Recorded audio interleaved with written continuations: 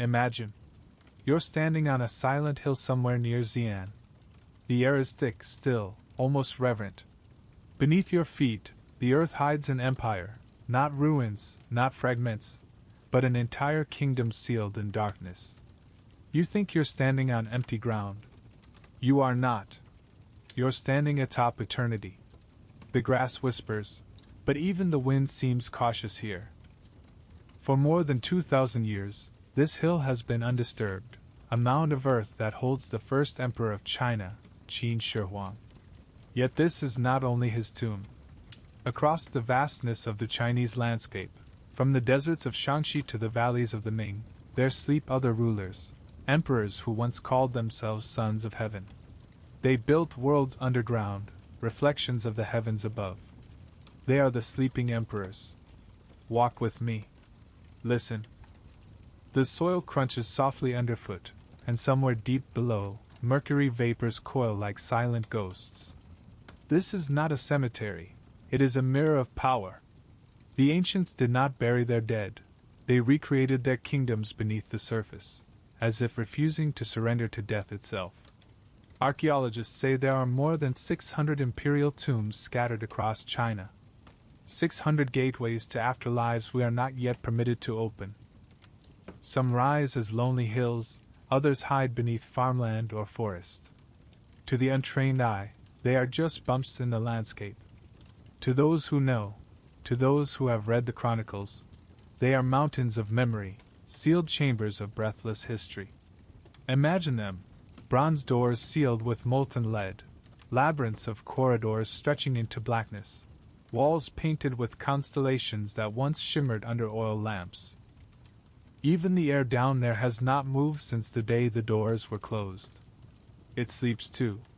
The story of these tombs begins with fear of time, of decay, of being forgotten. The emperors of China did not merely seek to rule the living. They wanted to command eternity. Each tomb is an answer to the same quiet terror. What happens when a god-king dies? In life, the emperor was the link between heaven and earth, the living axis of the cosmos. In death, that axis could not be allowed to collapse. The tomb became his universe, a world carved in miniature and entombed in darkness, waiting for the day when the emperor might awaken and resume his reign. You can almost hear it if you stand very still. The echo of chisels, the rhythm of hammers from long ago. For decades, even centuries, thousands of laborers worked by torchlight underground, carving chambers from the raw earth. They built halls for ceremonies that would never be seen, kitchens for feasts that would never be tasted, and armies of clay soldiers who would never march, except, perhaps, in dreams. The tomb builders called it the eternal dwelling. It was not meant for decay. Each block of stone was fitted with reverence, each carving whispered with prayer. When the work was done, the entrances were sealed, the craftsmen dismissed, or, according to grim legend, buried alive so that no one could reveal the secrets of the emperor's house beneath the ground. You take a breath. The air tastes faintly metallic, as if remembering mercury. Somewhere below, the first emperor lies in darkness. His world was a paradox, both historical and mythical, real and impossible. They say rivers of mercury flowed through his tomb, shimmering silver under lamplight, forming oceans and lakes within an underground cosmos. Above them, the ceiling was painted with stars, constellations charted in gold and gems. The emperor rests at the center, surrounded by palaces, chariots, and all the wonders of his age. He believed that death was merely relocation. The empire continued, just deeper. And so began the tradition that would echo through dynasties. Han emperors carved their palaces into hillsides. Tang rulers buried themselves beneath mountains. The Ming chose a valley north of Beijing, each tomb aligned with the constellations, each door facing the path of the spirit world. Every dynasty built downward, deeper, grander, more secret. They were not tombs anymore. They were parallel kingdoms. But tonight, our journey begins not with excavation, but with silence. Picture the endless plains of northern China at dusk. The last light fades and the earth cools. Beneath, the emperors sleep in perfect order, each within his sealed domain, his attendants of clay or bronze frozen in perpetual service. The stillness is absolute. Even time seems to hesitate here. And yet, the ground is restless with memory. Under every blade of grass lies a story, a mason's final hammer strike, a soldier's breath as he sealed the last gate, a scholar's trembling hand as he painted stars on a ceiling no living eyes would ever see again. The soil remembers all of it. You are standing on history's heartbeat, buried but unbroken. We think of graves as endings. Here, they are beginnings. These tombs are laboratories of belief, monuments to humanity's oldest question: can the soul command eternity? The emperors thought yes. They built their answers in stone and mercury, jade and silence. Their faith was not in resurrection, but in architecture, that if the world above should ever vanish, the one below would endure. The night deepens. Crickets fall silent. Somewhere beyond the hills, modern lights flicker, the glow of Xi'an, the hum of highways. Yet here, the earth holds its breath. The emperors wait. The stars they once mirrored still turn overhead, unknowing, patient. Would you dare to wake them? Because that is where our descent begins, into the heart of the world they built to outlast the sun. And as we take our first step downward, the soil closes softly behind us, sealing us inside their eternal night. You feel the slope deepen beneath your feet, a steady descent through centuries. The torchlight trembles against the walls, catching seams of mica and veins of quartz, glittering like buried stars. Each flicker feels alive, as though the stones themselves are remembering. The silence presses closer now. Even your breathing seems too loud. It's easy to imagine that somewhere behind these walls, something still watches, not in menace, but in waiting. Because the truth is this: ancient China did not bury its dead in sorrow. It buried them in strategy. The emperors of China were not merely men. They were the Son of Heaven, the mediator between mortal soil and celestial order. To die for them was not to disappear. It was to risk the unthinkable, imbalance.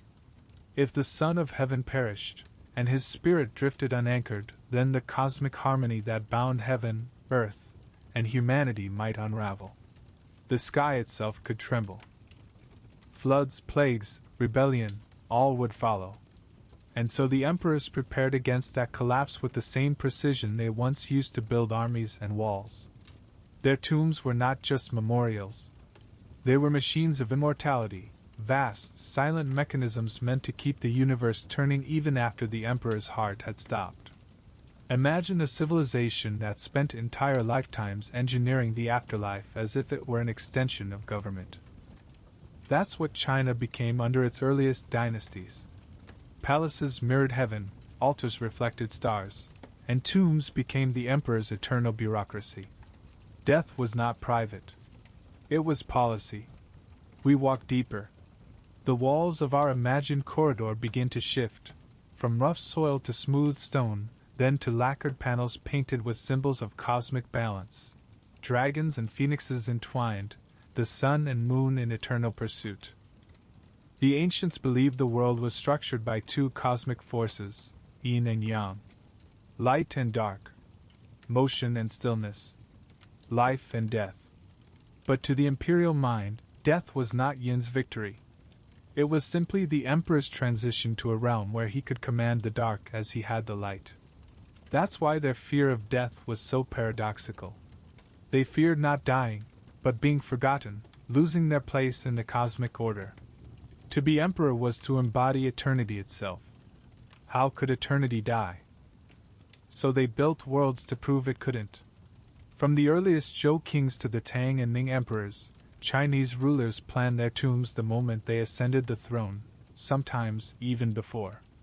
A new emperor would select a site as carefully as a general chose a battlefield.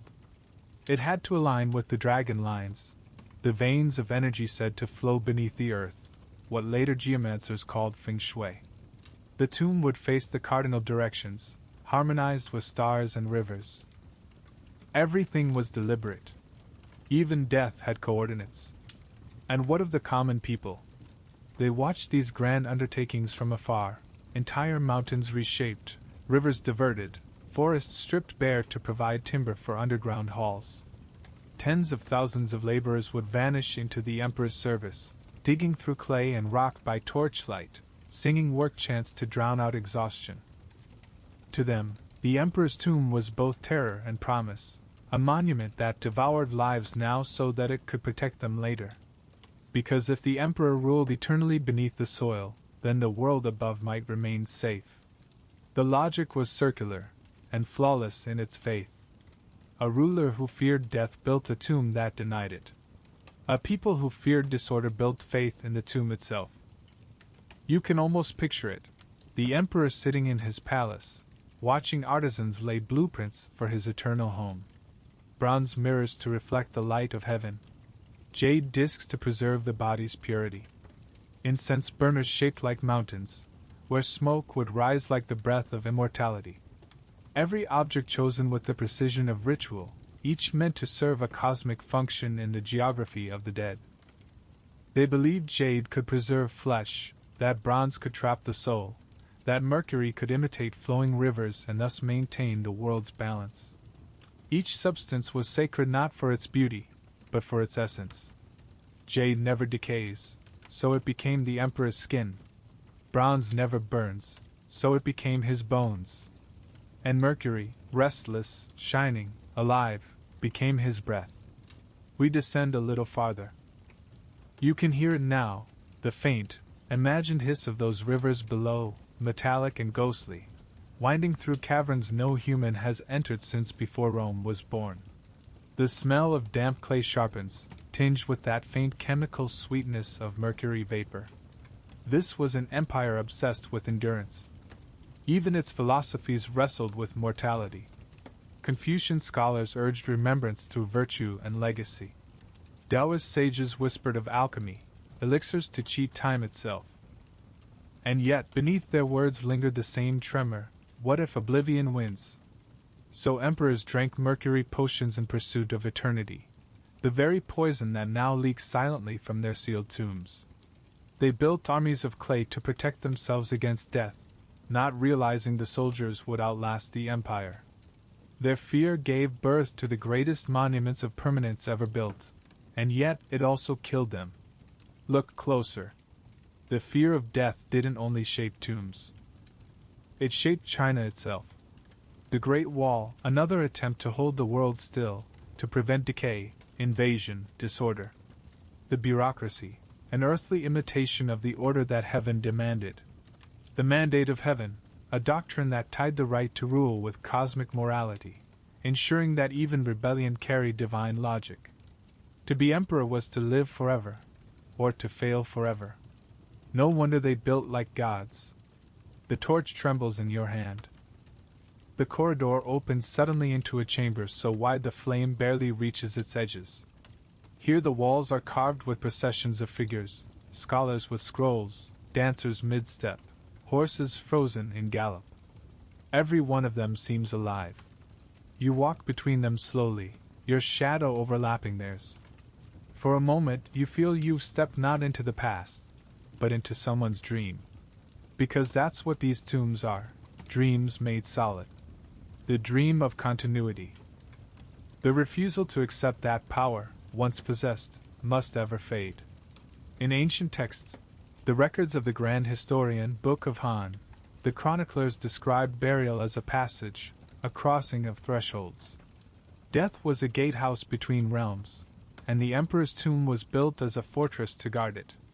Inside, he sat enthroned before his ancestral tablets, surrounded by replicas of his court, his guards, his music, his chariots. Even his concubines were sealed with him, the living following the dead into silence. For the emperor, there could be no loneliness in eternity, only order. And yet, behind that order, you can feel it, the tremor of fear. Every brick is a defiance of it, every chamber a whispered bargain with time. The tomb is not serenity, it's containment. A carefully constructed pause in the universe. As centuries passed, this imperial dread evolved. By the Tang dynasty, death was no longer seen as a threat to the emperor's divinity, but as a continuation of it. The tomb became a reflection of celestial geography, a diagram of heaven itself. But still, the old fear lingered. The walls thickened. The traps grew more elaborate. The doors were sealed with greater care. Immortality remained the Empire's quiet addiction. You and I pause at the edge of this underground hall. The torch crackles softly. Somewhere in the dark, a drop of water falls, a sound so small it feels eternal. Above us, the modern world races, unaware that beneath its highways and wheat fields, the emperors continue their vigil. Their cities may have crumbled, their palaces burned, but the world they built underground endures, vast, silent, untouched. And as you stand there, you begin to understand something the emperors themselves perhaps never did. They feared death so fiercely that they became its architects. They buried themselves not to vanish, but to control the inevitable. They made peace with eternity by building it in advance. The torchlight fades to an ember. Ahead, another passage beckons, narrower this time, sloping deeper still, toward the resting place of the man who began it all. The first emperor waits below. The one who united the warring states, forged a nation, and dared to cage death itself in bronze and mercury. And so, with the hush of dust and the whisper of time behind us, we step forward. Into the shadow of Qin Shi Huang. The tunnel narrows until you have to stoop. The air grows heavy with the scent of iron and old soil. Beneath your fingertips, the stone feels rough, veined with age. The flame trembles, painting your hands in gold. And there, in that flickering half-dark, the story of a man begins to take shape. A man who dreamed of immortality and built an empire to prove it possible. You can almost hear his footsteps echoing ahead of us. Qin Shi Huang, the first emperor. The man who bound a continent together by sheer will and fear. He was born into chaos, long before China was one. Back then, the land was a patchwork of warring kingdoms, each fighting, burning, rebuilding, and fighting again. To be born in such a time was to grow up in smoke. The boy who would become the first emperor learned early that peace was an illusion, and that order must be built with iron. When he came to power, he called himself not king, but something new. Huangdi. A word borrowed from myth, once reserved for celestial rulers of legend, the Yellow Emperor, the Flame Emperor, the divine architects of civilization. It meant more than human, less than God. He crowned himself as the first among them, the beginning of history's second half. The world before me was divided, the world after me shall be one. It worked. He unified China through war and vision. He broke down the walls between states, both literal and political. He standardized weights, measures, currency, script. He ordered that roads run straight as arrows, linking all corners of the realm to the imperial capital of Xianying. And above all, he built the Great Wall to keep the world out, canals to tie the rivers together, palaces to proclaim his permanence. Everything about him was conquest, even the air he breathed. But unity came at a price. They said he trusted no one. His advisors were watched, his own sons suspected, his alchemists both feared and indulged. Every whisper might be treason, every dream of eternity a possible poison. He once declared, "The empire may sleep, but I never shall." Perhaps that was true. Even now, beneath this hill, his sleep is not rest. It is vigilance. As we step deeper, the passage opens into an imagined hall, vast, echoing, lined with shadows that resemble soldiers. The terracotta army. They stand in ranks, row upon row, thousands of faces carved with patient detail. None identical. Each one once painted in brilliant color, each armed for a battle that would never come. They are the outer guardians of the Emperor's hidden kingdom, the stone heartbeat of his paranoia and his grandeur combined. Think of what it took to create them, hundreds of artisans laboring for decades, sculpting, firing, assembling, painting. Thousands of lives poured into clay, all for one man's afterlife. A single emperor served by an army that never dies. You walk between them. The silence is astonishing. Each soldier stares into eternity with that same still expression, neither anger nor peace, only duty. You can almost feel their vigilance. As though if you turned your back too long, they might exhale. These soldiers guard only the outskirts. The true tomb lies farther in, sealed beneath an artificial hill a kilometer away. That is where the emperor himself waits, within a palace built to outshine heaven. Ancient texts describe it as a world complete unto itself, miniature rivers of mercury that flowed across a landscape of bronze mountains, constellations embedded in the ceiling, lamps filled with whale oil that burned without smoke. The emperor sat enthroned at its center, dressed in jade, holding a sword that caught the reflection of his eternal empire. And around him, silence. Perfect, engineered, everlasting. It's said that when he died, his craftsmen sealed the main gate from the outside. Then, one by one, they entered through a final passage to complete the work from within, and were trapped forever. Some versions say they were executed, others, that they volunteered, believing service in death was nobler than freedom in a lesser life. Either way, when the last torch went out, the tomb was complete. The emperor had built his eternity, and sealed it shut with blood. And above him, the earth was shaped into a green hill, planted with trees, left to disguise itself as nature. A mountain pretending to be innocent. You look up now, imagining the weight of that hill pressing down, 100,000 tons of soil holding the emperor's dream in place. Even after 2 millennia, the mound still breathes faint traces of mercury through its surface. Modern scientists have tested the soil and found the legends true. The poison remains. His rivers still flow unseen under the earth. How strange, that a man who united a world could not make peace with time. His obsession with immortality drove him across seas and mountains. He sent expeditions in search of the elixir of life, barks and herbs said to grant endless youth. None returned. Perhaps they found the islands of immortals and chose never to come back. Or perhaps they simply perished, their bones lost to salt water, their mission another ghost in the emperor's wake. He consumed mercury tonics, believing them medicine. They say it quickened his death. The irony is so perfect it almost feels scripted by history itself. The man who sought to live forever was killed by his cure. And yet, did he fail? His empire collapsed soon after, yes. His palaces burned. His dynasty lasted barely longer than a lifetime. But here we are, standing above his tomb, speaking his name. Qin Shi Huang, first emperor. His dream endures in silence. Perhaps that's its own kind of immortality. The torch guttering in your hand throws restless shadows. For a heartbeat you think you see movement, a trick of the flame, a ripple among the statues. But it's only air shifting in the vast dark. Still, it's easy to imagine the soldiers inhaling, remembering their orders.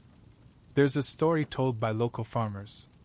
They say on certain nights, when the moon is thin and windless, the hill exhales faint metallic mist. The air glows blue for a moment, then vanishes. The villagers say that's the emperor's spirit surveying his army, making sure no one disturbs his rest. Superstition, perhaps. But in this place, superstition feels like truth with its mask removed. You lift the torch higher. The light gleams against a broken terracotta face, an expression frozen between pride and exhaustion. Behind that face, millennia of silence.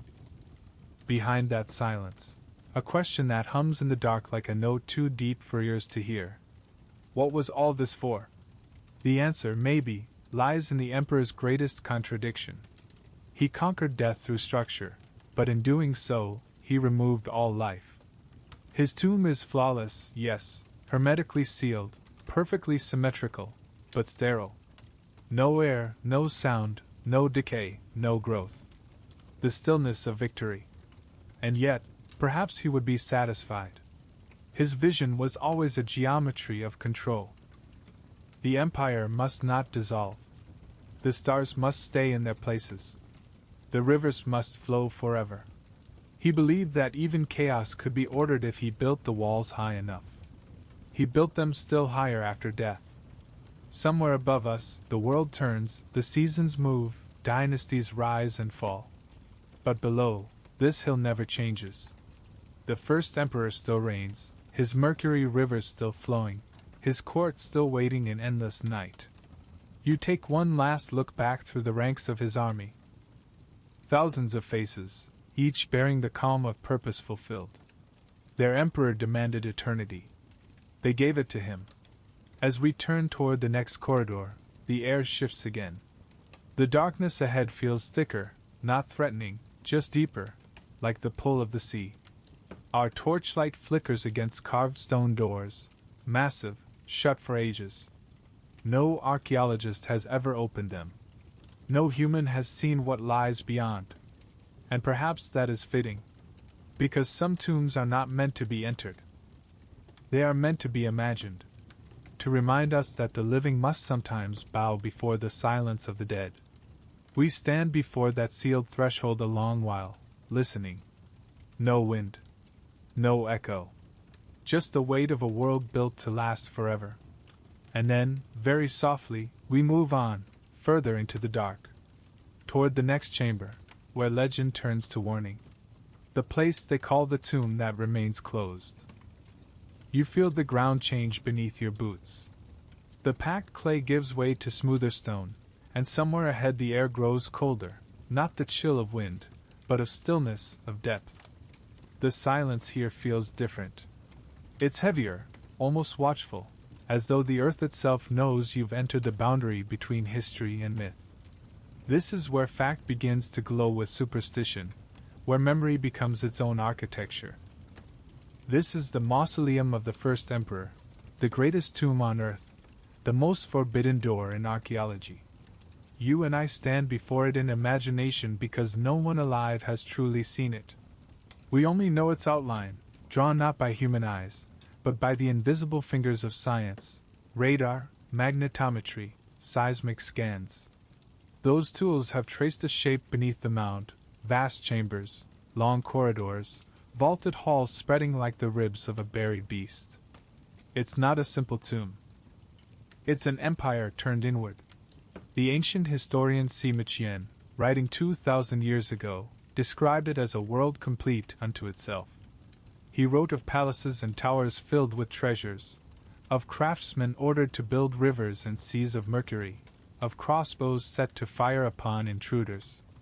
His words were written a century after the tomb was sealed, yet they feel too vivid to be rumor. He spoke of ceilings inlaid with pearls to mimic the stars, and the ground paved with bronze to imitate the earth. He spoke of miniature mountains of jade and gold, and flowing silver currents running between them. And then, he said, the craftsmen sealed the passageways and trapped themselves inside. We call that legend. But then came science, and the soil itself whispered that the legend was true. When researchers tested the earth around the tomb mound in the 1980s, they found mercury levels hundreds of times higher than normal. It was exactly where the ancient text said the rivers flowed. The story had become real. Imagine it, a subterranean cosmos, an entire universe contained within one hill. The ceiling overhead, painted black and pierced with gem constellations. Below it, mountains molded in gold and bronze, forests sculpted in miniature. And between them, liquid metal shimmering like starlight in motion. Mercury, the quicksilver of the gods, flowing endlessly in its sealed darkness. Even the imagination trembles before such precision. Every element had meaning. The sun, the moon, the stars above, order restored. The rivers below, motion eternal. The emperor at the center, immovable, divine. A perfect reflection of the cosmos, frozen in metal and stone. You can almost see him now, seated on his jade throne. The air around him glows faintly from oil lamps burning fish oil mixed with saltpeter, flames that do not smoke. His robe gleams with gold thread, his crown set with turquoise, his fingers encircled by carved nephrite rings meant to guard his flesh from decay. In his hands he holds a jade tablet inscribed with his reign's title, Shi Huang, the first emperor of all under heaven. The courtiers stand around him in eternal attendance, sculpted from bronze. The musicians hold flutes mid-note, the dancers frozen mid-turn. They are not statues of art. They are statements of command. Even in death, no one is dismissed. And beyond them, through bronze doors, lie the mechanisms of terror. Ancient texts say that crossbows were rigged to shoot at anyone who entered, the strings sealed under tension for eternity. There were also said to be rivers of poison gas and traps of molten metal. Most historians doubt the more fantastical claims. But even so, there's truth in the warning. This place was not made to be disturbed. Its defenses were as much spiritual as mechanical. Look closer. Every culture builds myths around its kings, but this mausoleum is unique. It is the only myth constructed in brick and bronze, made solid enough to cast a shadow. Its magic is not in its invisibility, but in its endurance. Modern archaeologists face a paradox. They could open it. They have the technology. But to open it is to destroy it. Inside that sealed air lies an ecosystem of ancient chemistry, lacquer, silk, pigments, metal, all preserved by pressure and darkness. The moment oxygen enters, it will vanish. 2,000 years of history could turn to dust in a single breath. And so they wait. Even the government has forbidden excavation. The tomb will remain sealed until science can protect it. Until the living can meet the dead without destroying their world. We stand, therefore, not before a ruin, but before a promise, a time capsule still intact, a door still shut. It's strange to realize that the greatest archaeological treasure on Earth lies untouched not because we can't reach it, but because we choose not to. The silence above it is an act of reverence. If you listen carefully, you can almost hear the resonance of centuries. The faint hum of mercury beneath the ground. The imagined whisper of crossbows still waiting. The soft collapse of silk robes turning to powder. The endless, sleeping empire humming to itself in darkness. Some legends say the emperor's spirit still commands his underground court. Every night he holds council beneath the hill, speaking in the language of dreams. The ghosts of his generals kneel in unison, awaiting his orders for a conquest that will never come. And sometimes, they say, he remembers that he died. He rises from his throne, wanders the hall of his own making, and realizes the air has not moved for 2,000 years. He reaches for the surface, but his world is sealed. His immortality is a prison. Maybe that's why the hill has never been opened. Maybe somewhere, instinct tells us that this tomb is not meant to be invaded. That to disturb it would be to break a spell older than our species' humility. You raise the torch again, though here the light feels blasphemous, too bright for this silence. Dust motes drift like ghosts through its beam. The scent of earth and stone is thick, and for a moment the air almost shivers, as though the ground itself is breathing. You think about the irony. The emperor built this place to ensure that his power would never fade, that his name would echo through eternity. And yet, it is the mystery, not the monuments, that has kept him alive in our memory. Had we opened the tomb 100 years ago, its treasures would now sit dull under museum glass, stripped of their aura. But sealed beneath its hill, unseen, it glows in imagination brighter than any gold. There is something sacred about not knowing. Something human about restraint. We step closer to the edge of the imagined chamber. Beyond this point lies nothing our eyes can witness, only what our minds can build. The darkness beyond the torch's reach seems to shimmer, as though waiting for belief to give it shape. So, imagine with me one last time. The air thick with mercury vapor. A sea of silver stretching beneath us, reflecting light that no longer burns. A jade throne at its center, upon which sits the emperor, motionless, eternal. Around him, his court frozen mid-breath, their faces serene in obedience. Above them, a sky of stars painted by hand, each one a wish for endless dominion. The entire cosmos recreated under a hill, bound in metal, preserved by death. The Emperor's dream of immortality fulfilled, but at a cost. To live forever is to never wake. You let the image fade. The torch dims to a dull glow. The silence grows again, thick as earth. Somewhere far above, the world still turns, modern, loud, forgetful. But down here, in this sealed eternity, everything holds still. We walk back toward the tunnel's mouth, the air growing warmer as we climb. Behind us lies the mausoleum, half fact, half myth, all. Its legends have outlasted its empire, and perhaps that is the truest immortality of all. The torch sputters once, twice, then steadies. The earth around us feels alive with memory. And ahead, another passage smaller, darker, a whisper of movement beyond its bend. The next step will take us closer to the gates that no one dares open. Toward the unknown that breathes behind sealed stone. The journey continues deeper still. Into the tomb that remains closed. The air ahead grows colder, stiller. The corridor curves gently, as if guiding us away from light. The flame of the torch leans forward, reaching for a darkness that feels alive. We are not walking through time anymore. We are walking through hesitation. Because this, the sealed hill near Xi'an, is the boundary between what we know and what we dare not touch. You've seen pictures, perhaps, a soft, symmetrical mound rising from the plains, its slopes dressed in grass and trees. It looks almost peaceful, like any green hill you might find on a quiet countryside morning. Farmers till the fields nearby, children chase kites along its base. To the unknowing eye, it's a harmless shape against the horizon. But the villagers whisper, even now, don't dig there. Don't plant too deep. The Emperor still breathes beneath. Archaeologists know precisely where the tomb lies. Ground-penetrating radar has traced its vastness. The main chamber, the side halls, the sloping corridors filled with clay soldiers and relics. Instruments have confirmed what the ancients wrote.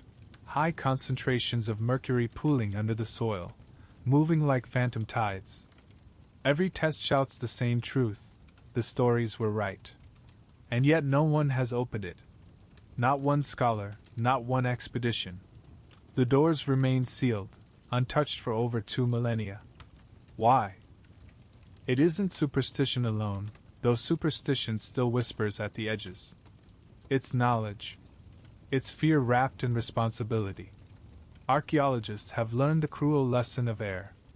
The moment a sealed chamber is exposed, the world rushes in, and everything within begins to die. Colors fade within minutes. Lacquer cracks. Silk turns to powder. The breath of our curiosity is death to their eternity. So the scholars wait. They bow to time, acknowledging that to open the tomb now would be to destroy it. They have seen what oxygen can do.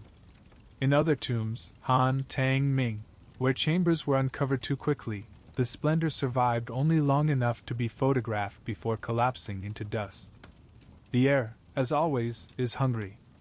You pause in the darkness, letting the idea settle, a civilization so old, so intricate, that even modern science must kneel before it. The Emperor's tomb is not forgotten, it is protected by restraint. The living choose not to disturb the dead, not out of fear of ghosts, but out of reverence for memory itself. And yet the legend persists. Some say the hill is cursed, that strange accidents happen to those who dig too near. Others speak of mercury vapors rising at night, thin wisps glowing faintly under moonlight. Scientists might call it gas escaping through fissures, but locals call it the Emperor's breath. There's a poetry in that, isn't there? The idea that an empire could exhale through the soil, unseen but felt, centuries after it vanished. As you walk, the corridor narrows. The air thickens. You imagine the sealed doors ahead, massive slabs of stone fitted with molten lead, shut not by hinges but by ritual. Behind them lies a darkness so pure that no particle of dust has moved since the Han dynasty rose and fell. A stillness older than Christianity, older than the Great Wall itself. You can almost hear it, an absence that hums. Somewhere behind those doors, the Emperor sits in perfect silence, surrounded by his stars, his rivers, his armies. His kingdom endures untouched. And that, perhaps, is the true miracle. The world outside has changed beyond recognition, but inside that chamber, it is forever 210 BC. The oil lamps may have long gone out, yet the order they represent still flickers in the human mind. We keep walking. The torchlight touches inscriptions carved along the wall, lines that might have been prayers or warnings. You can't read them, but you can feel their tone. They don't say, "Enter." They say, "Remember." The ancients built barriers not merely of stone, but of meaning. They believed the emperor's peace was part of cosmic balance. To disturb it was to invite chaos, to tilt heaven out of alignment. Taoist priests once said that if you opened a tomb unprepared, the spirits inside would lose their bearings, and the world would shudder with misfortune. Even the modern state, pragmatic and secular, honors that ancient caution. Officials have declared the site sacred, untouchable until technology can promise preservation. The tomb waits not out of fear, but out of patience. It is a pact between eras, the living agreeing to keep their hands steady, the dead agreeing to stay silent. And yet curiosity whispers at the edges of discipline. What lies inside? What colors, what relics, what human expressions fossilized in bronze? The temptation to look is almost unbearable. There's a story among the archaeologists who work near the site. Late one night, a researcher stayed alone in the tent, reviewing soil readings. The air was still, the machinery silent. And suddenly, he heard something faint, a rhythmic knocking, like distant hammers echoing through stone. He went outside. Nothing. Just the wind. But he swore the sound came from below. The others laughed, of course, but he never worked there again. Legends fill the spaces where facts cannot reach. And perhaps that's their purpose, to remind us that some mysteries must remain larger than us. You run your fingers along the damp wall. The rock is cool, almost slick. If you press your ear against it, you could imagine hearing the pulse of the world underground, the drip of condensation, the faint hiss of mercury seeping through cracks, the long, slow heartbeat of a tomb that refuses to die. We live in an age that opens everything. We tear through mountains, photograph atoms, send probes beyond the solar wind. Yet here, in this mound of earth, we have chosen not to open one of humanity's greatest wonders. That choice feels almost revolutionary. It's humility in its purest form, a recognition that the past does not exist for our taking, but for our listening. You think about the emperor again, the man who believed he could conquer death, who built his immortality with his own hands. Perhaps, without knowing it, he succeeded. Not through the alchemy of mercury or the deception of jade, but through our restraint. As long as the tomb remains sealed, his story remains alive. Because mystery, unlike knowledge, never fades. The torch flickers low now. You kneel, touching the earth, feeling the hum beneath your palm. The soil is cool, dense, and silent, but alive with memory. 2,000 years of pressure, of waiting, of preservation. It's not absence you feel. It's containment, like the breath drawn before speech. Above us, the hill sleeps beneath a modern sky. Cars hum in the distance. The city lights of Xi'an glow faintly to the east. Life goes on, fast, noisy, forgetful. And yet, under that hill, the Emperor's universe still exists in perfect stillness. The ultimate contradiction, eternity born of death, history protected by silence. We step back from the sealed gate, slowly, reverently. The torchlight no longer pushes forward, it retreats, the flame bowing toward the dark. In that final flicker, you glimpse the faint suggestion of symbols carved into stone. Perhaps they are words. Perhaps they are stars. The message they carry feels eternal. Do not open what was built to last forever. We turn, climbing toward faint air. The path upward feels longer than before, as if the hill itself resists letting us go. Dust rises with each step, catching the dying light like drifting ash. When we finally reach the open air, the night has deepened. The mound looms behind us, shadowed, silent. Fireflies hover at its edges, tiny sparks moving over an ancient grave. You look once more at that green shape under the moon and understand why no one has dared disturb it. Some doors are not locked, they are simply waiting. And until we can open them without harm, the Emperor will continue to rule the kingdom of his own making. The hill stands motionless, but the air around it hums. Perhaps the legends are right. Perhaps it is breathing. You exhale, the sound small against the vast dark, and the torchlight fades completely. The earth swallows the silence again, and for a long time, nothing moves. Not the wind, not the soil, not the centuries. And then, softly, we step onward. Toward the next echo in this long descent. The dangers that the ancients left behind. The invisible dangers waiting in the dark. The air shifts as we descend. It carries the faint scent of something metallic, almost sweet, the ghost of mercury or old bronze. The corridor narrows to the width of 2 shoulders. Your torchlight stretches ahead and touches carvings so fine they seem to move in the flicker. Dragons twisting through clouds, phoenixes flying across stone. But beneath their beauty lies warning. The artisans carved more than decoration. They carved barriers, symbols meant to frighten, to guard, to whisper turn back. The ancient tomb builders were not naive. They knew that wealth buried invites the living. And the emperors, who trusted no one in life, trusted the living even less in death. So they ordered defenses, some mechanical, some chemical, some spiritual, all meant to last forever. What they built, even now, is feared. You can almost hear the murmur of those who first entered the tunnels over 2,000 years ago, engineers, alchemists, and architects working under orders from a man who believed he could cheat death itself. They labored in secret, mapping chambers that twisted like mazes. The deeper they went, the more ingenious their traps became. Old texts speak of it plainly. The records of the grand historian warns that the first emperor's tomb was rigged with crossbows primed to fire automatically at any intruder. Imagine it, strings twisted from silk, preserved in the dry air, held taut for centuries, waiting for the vibration of a single footstep to release them. No one knows if they still exist. No one dares to find out. In other dynasties, archaeologists have discovered remnants of such defenses. Chambers where bronze arrowheads were found embedded in walls, traces of tension triggers carved into stone floors.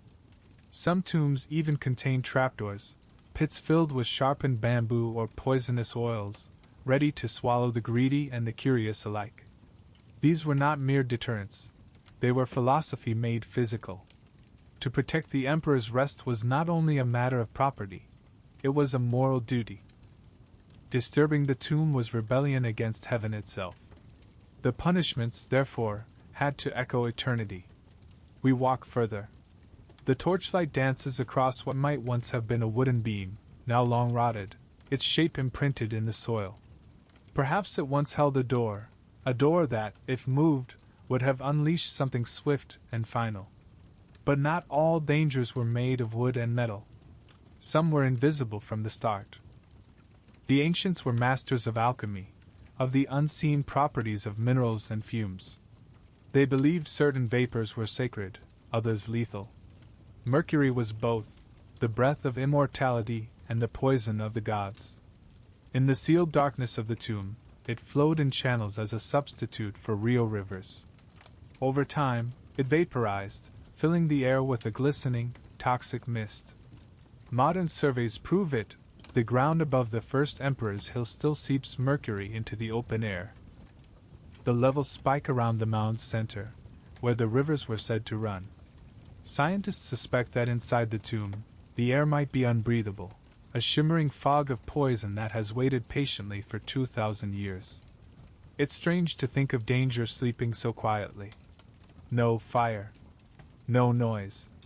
Just the slow exhalation of a dream that can kill. Other emperors followed suit. The Han filled their tombs with arsenic and lead compounds, believing these substances deterred corruption of the body and warded off evil spirits. In the Tang era, alchemists coated chambers with cinnabar, mercury sulfide, dazzlingly red, sacred, and deadly. They believed these minerals purified the spirit. And they did. But they also ensured that anyone who entered uninvited would not live long to tell of it. The tombs became laboratories of immortality, part temple, part trap, part experiment. Even now, when archaeologists open lesser tombs, they wear sealed suits and oxygen masks. They speak softly, as though the air itself might strike back. You pause, listening. Somewhere ahead, a faint dripping sound echoes, a reminder that even sealed places are not truly still. The ground breathes. Minerals shift. Water finds its way through stone. The Emperor's engineers built to last, but even eternity erodes at the edges. Imagine what might wait beyond the final door. A chamber filled with mercury vapor thick as mist, silent crossbows poised in the dark, lacquered wood polished to an impossible sheen, every surface alive with chemicals that have not tasted air since the age of the pyramids. A single spark of light could ignite it all: chemical reaction, oxidation, collapse. That's why the archaeologists stay away. They call it preservation. But perhaps it's also instinct, the ancient sense that some knowledge is meant to stay veiled. The torchlight flickers, and for a heartbeat, you see shadows move along the wall, not spirits, but the suggestion of them, carved figures half buried in dust. Soldiers again, maybe, or guardians. Their expressions are calm, but their eyes are carved to follow the corridor. Watching. Measuring. Because in the mind of the Emperor, death was another empire to rule. And like any empire, it needed soldiers, gates, traps, and borders. Even the afterlife had to be secured. The Confucian scholars of later dynasties criticized such extravagance. They said the first emperor's tomb was arrogance made earth, that his fear of mortality had become madness. But others saw genius in it, a monument to human precision, to the desire to master even decay. And yet, buried beneath all that grandeur was a simple truth: he was afraid. He feared not death itself, but invasion, by thieves, by time, by oblivion. He wanted to build a world that would never be breached, a body that would never rot, a memory that would never fade.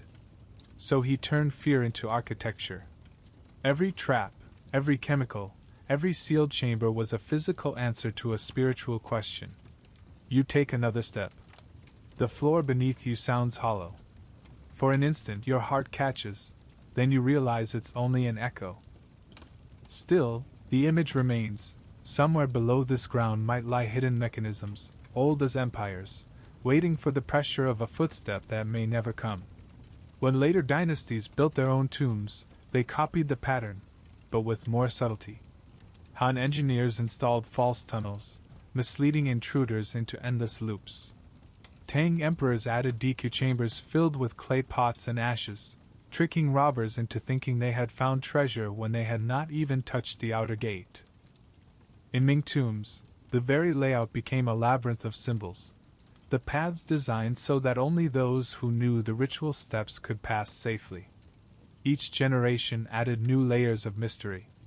Each tried to outweigh both man and time. But in the end, what they built were monuments to caution. And the irony is beautiful, almost tragic. The emperors who feared disturbance the most are now the ones whose tombs remain untouched.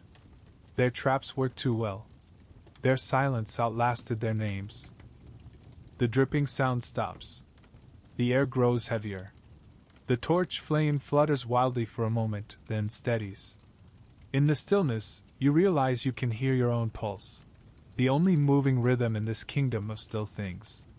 You think of the workers who built this place, thousands of them, generations apart, sweating in tunnels like this. They, too, were invisible dangers, the human cost buried beneath the grandeur. Many never saw the sky again. Their lungs filled with dust, their hands with blisters. Their bones may lie within these walls, anonymous guardians of an emperor's eternity. They were not enemies of the tomb. They were part of it. Somewhere above, the hill remains green, silent under moonlight. Somewhere below, gases shift, metals gleam, crossbows rest in perpetual readiness. The Emperor's defenses have become nature's own. Air, poison, pressure, silence. These are the sentinels that guard his peace now. You take a slow breath, letting the torch dim. The darkness thickens, and yet it feels peaceful, almost holy. The dangers here are not malice, they are patience. They wait not to strike, but to endure. And that is their true power, not the threat of death, but the certainty of persistence. We turn back, moving carefully through the narrowing passage, feeling the cool breath of earth on our skin. Behind us, the dangers remain invisible, eternal, untriggered. Ahead, the air grows lighter, carrying a faint warmth, perhaps the echo of fire, perhaps the shimmer of bronze waiting in the next hall. Because beyond the traps and toxins lies beauty, an empire of metal and flame, forged for eternity. And as the tunnel begins to widen again, we follow that faint glimmer forward, toward the next realm of this buried world. The path tilts downward again. Your torch flame bends, its reflection caught in the damp stone like a blade. Every breath tastes faintly of metal now, like coins held too long in the mouth. The air hums with something invisible, an electric stillness, a weight that feels alive. This is where legend and chemistry meet. The place where imagination, for once, proved true.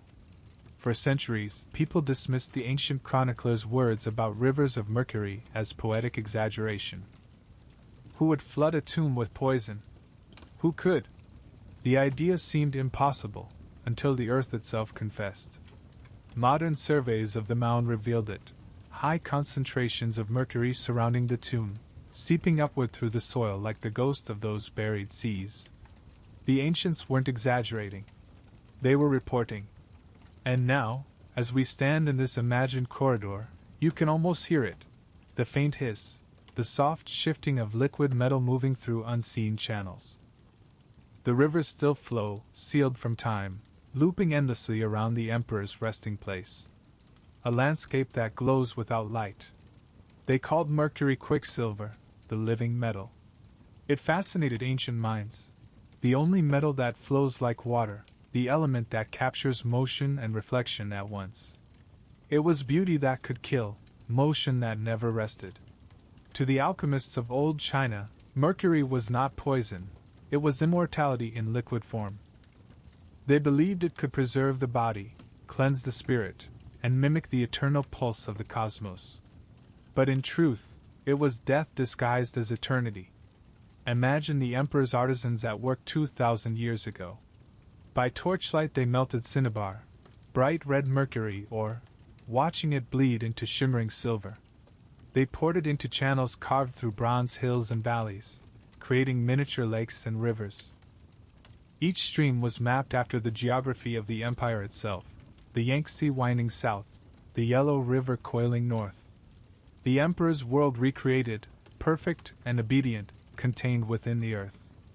When the tomb was sealed, those rivers became still, but not dead. They flowed in slow, perpetual motion, Mercury's surface shifting with the heat of the buried earth. For centuries, they have been moving, reflecting nothing but darkness. You raise your torch and imagine what that light would look like, caught on endless liquid metal, dazzling and sinister. The reflections would ripple like ghosts, duplicating themselves into infinity. Each drop of mercury a mirror, each mirror holding an echo of the emperor's face. Perhaps that was the point. To ensure he would see himself in every surface, never alone, never gone. The first emperor believed his body could be purified through mercury. He consumed it in tonics and pills, trusting the alchemists who promised eternal life. Those same alchemists may have mixed the metal into his burial design, crafting a universe where the fluid of immortality ran in his honor. It was the ultimate irony. The elixir that killed him became the essence of his eternity. Mercury fascinated more than emperors. Across dynasties, its glow seduced scholars and mystics alike. Taoists saw it as an embodiment of transformation, the bridge between solid and liquid, between the seen and unseen. To them, it was proof that matter could transcend its form. And if metal could, why not flesh? Why not the soul? So they sought formulas, mixing mercury with sulfur, jade dust, and herbs. They called the result Dan, the elixir. They believed that by ingesting it, they could transcend mortality, ascend to the heavens as immortals. Some even claimed success, briefly, before the poison took them. In death, their faces turned the same pale sheen as the element they adored. Perhaps, in some dark way, they were right. Mercury did make them part of eternity. It preserved them, though not as gods, but as cautionary legends. The rivers, meanwhile, remain pure. Within the sealed tomb, where no air moves, mercury does not corrode or dry. It continues to glisten, its surface smooth as glass. Science tells us that even after thousands of years, the element would remain liquid, unspoiled by decay. In that sense, the Emperor's vision succeeded. He built eternity, even if it was toxic. And isn't that what humanity always does? We reach for the eternal, no matter the cost. We gild our fears until they gleam, pour our dreams into metal that can kill us, and call it progress. You walk further into the imagined chamber. The air grows thicker, shimmering faintly. The floor beneath your boots is uneven, the stones slick with condensation. You hold the torch close to the wall and see, for a moment, your own reflection shimmer in a rivulet of moisture, distorted, silvery, almost liquid. For an instant, you look like part of the tomb yourself. There are stories, still whispered, about what would happen if the tomb were ever opened. Some scientists warn that the release of mercury vapor could make the site uninhabitable, a toxic storm trapped underground for millennia. Others fear what exposure to air would do to the ancient balance within, the chemical equilibrium that has been untouched since the Emperor's death. To break the seal would not simply be archaeology. It would be alchemy in reverse, turning eternity back into decay. You kneel near one of the imagined channels and listen. The sound you hear is faint, so faint you wonder if you're imagining it, the slow drip of liquid sliding against stone. If the rivers still flow, this is how they would sound: patient, steady, endless.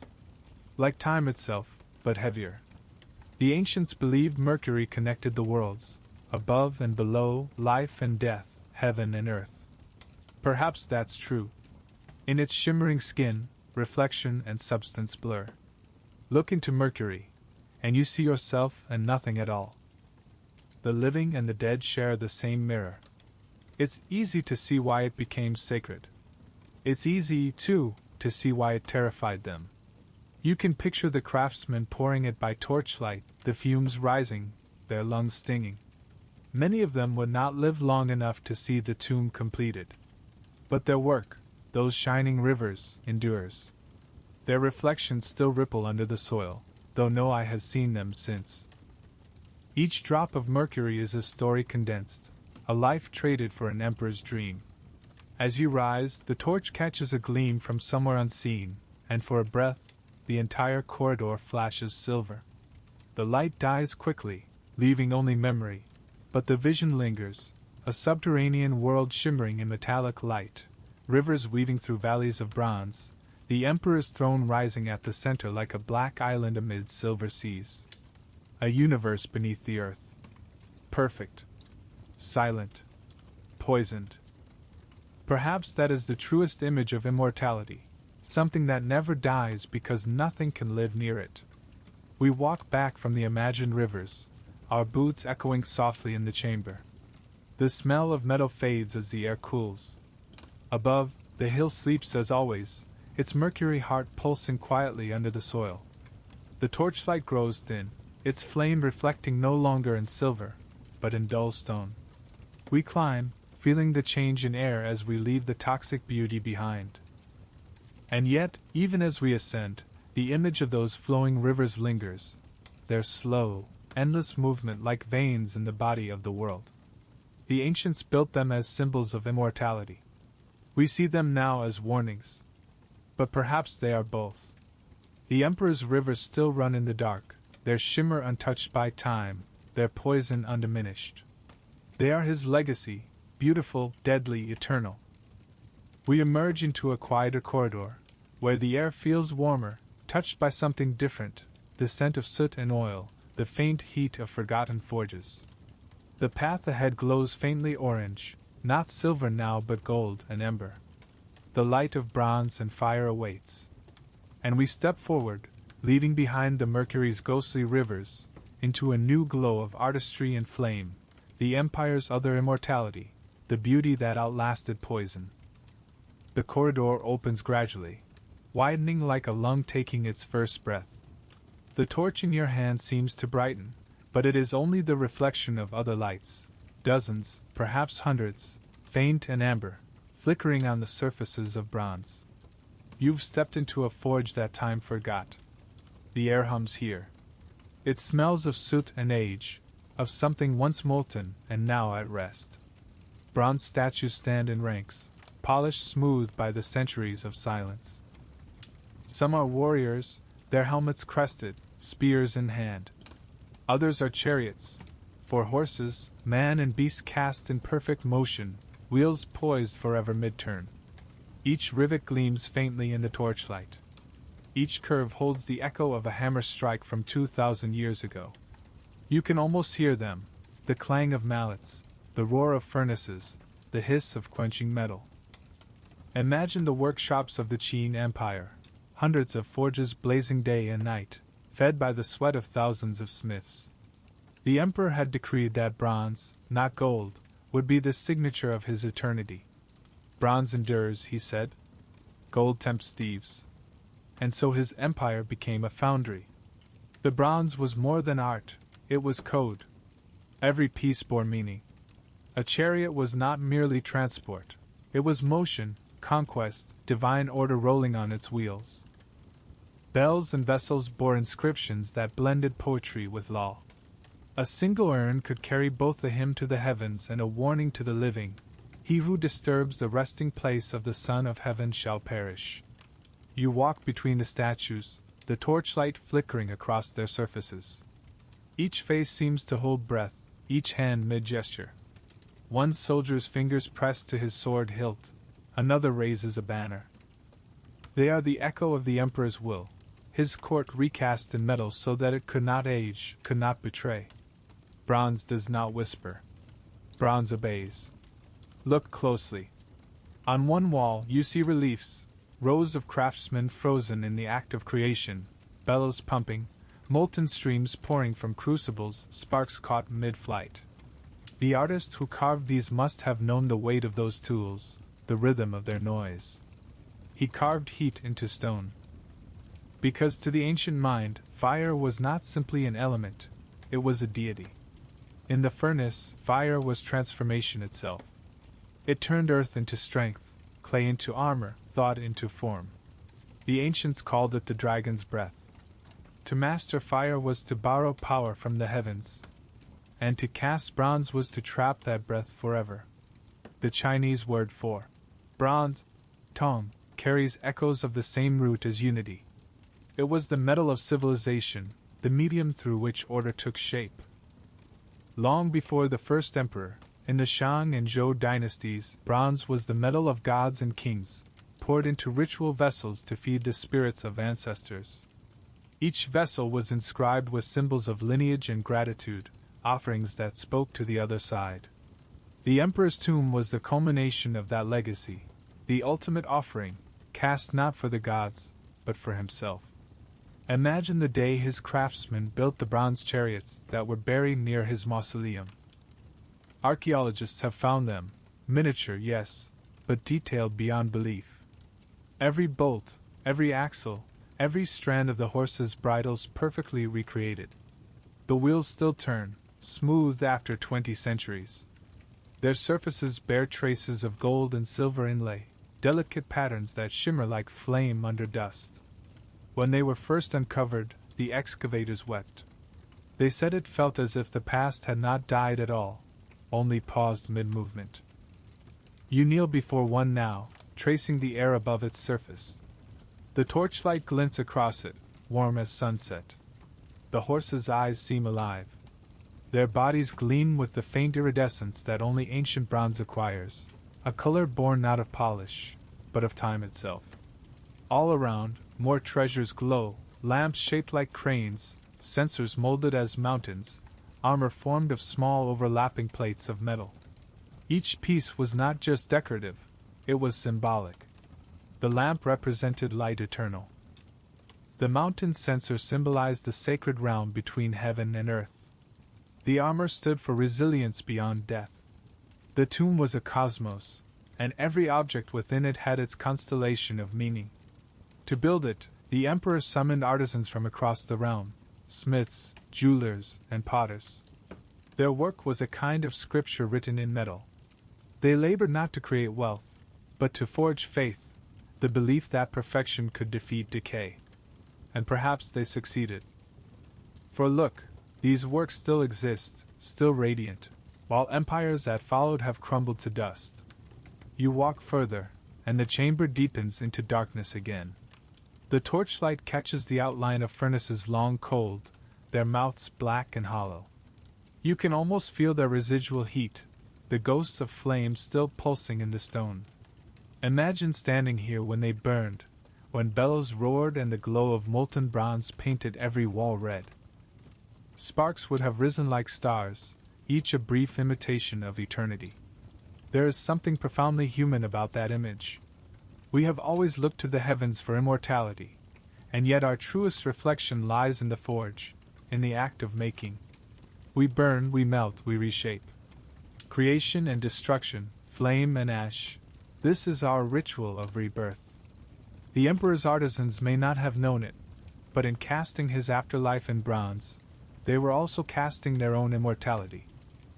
Their hands are gone, but their craft endures, glowing softly in the tomb's endless night.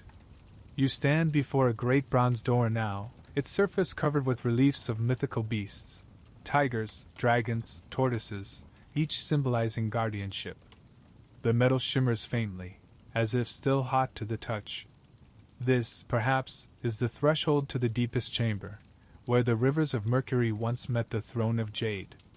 The door's hinges are fused shut, sealed by time and reverence. No one will ever open it, not yet, not soon.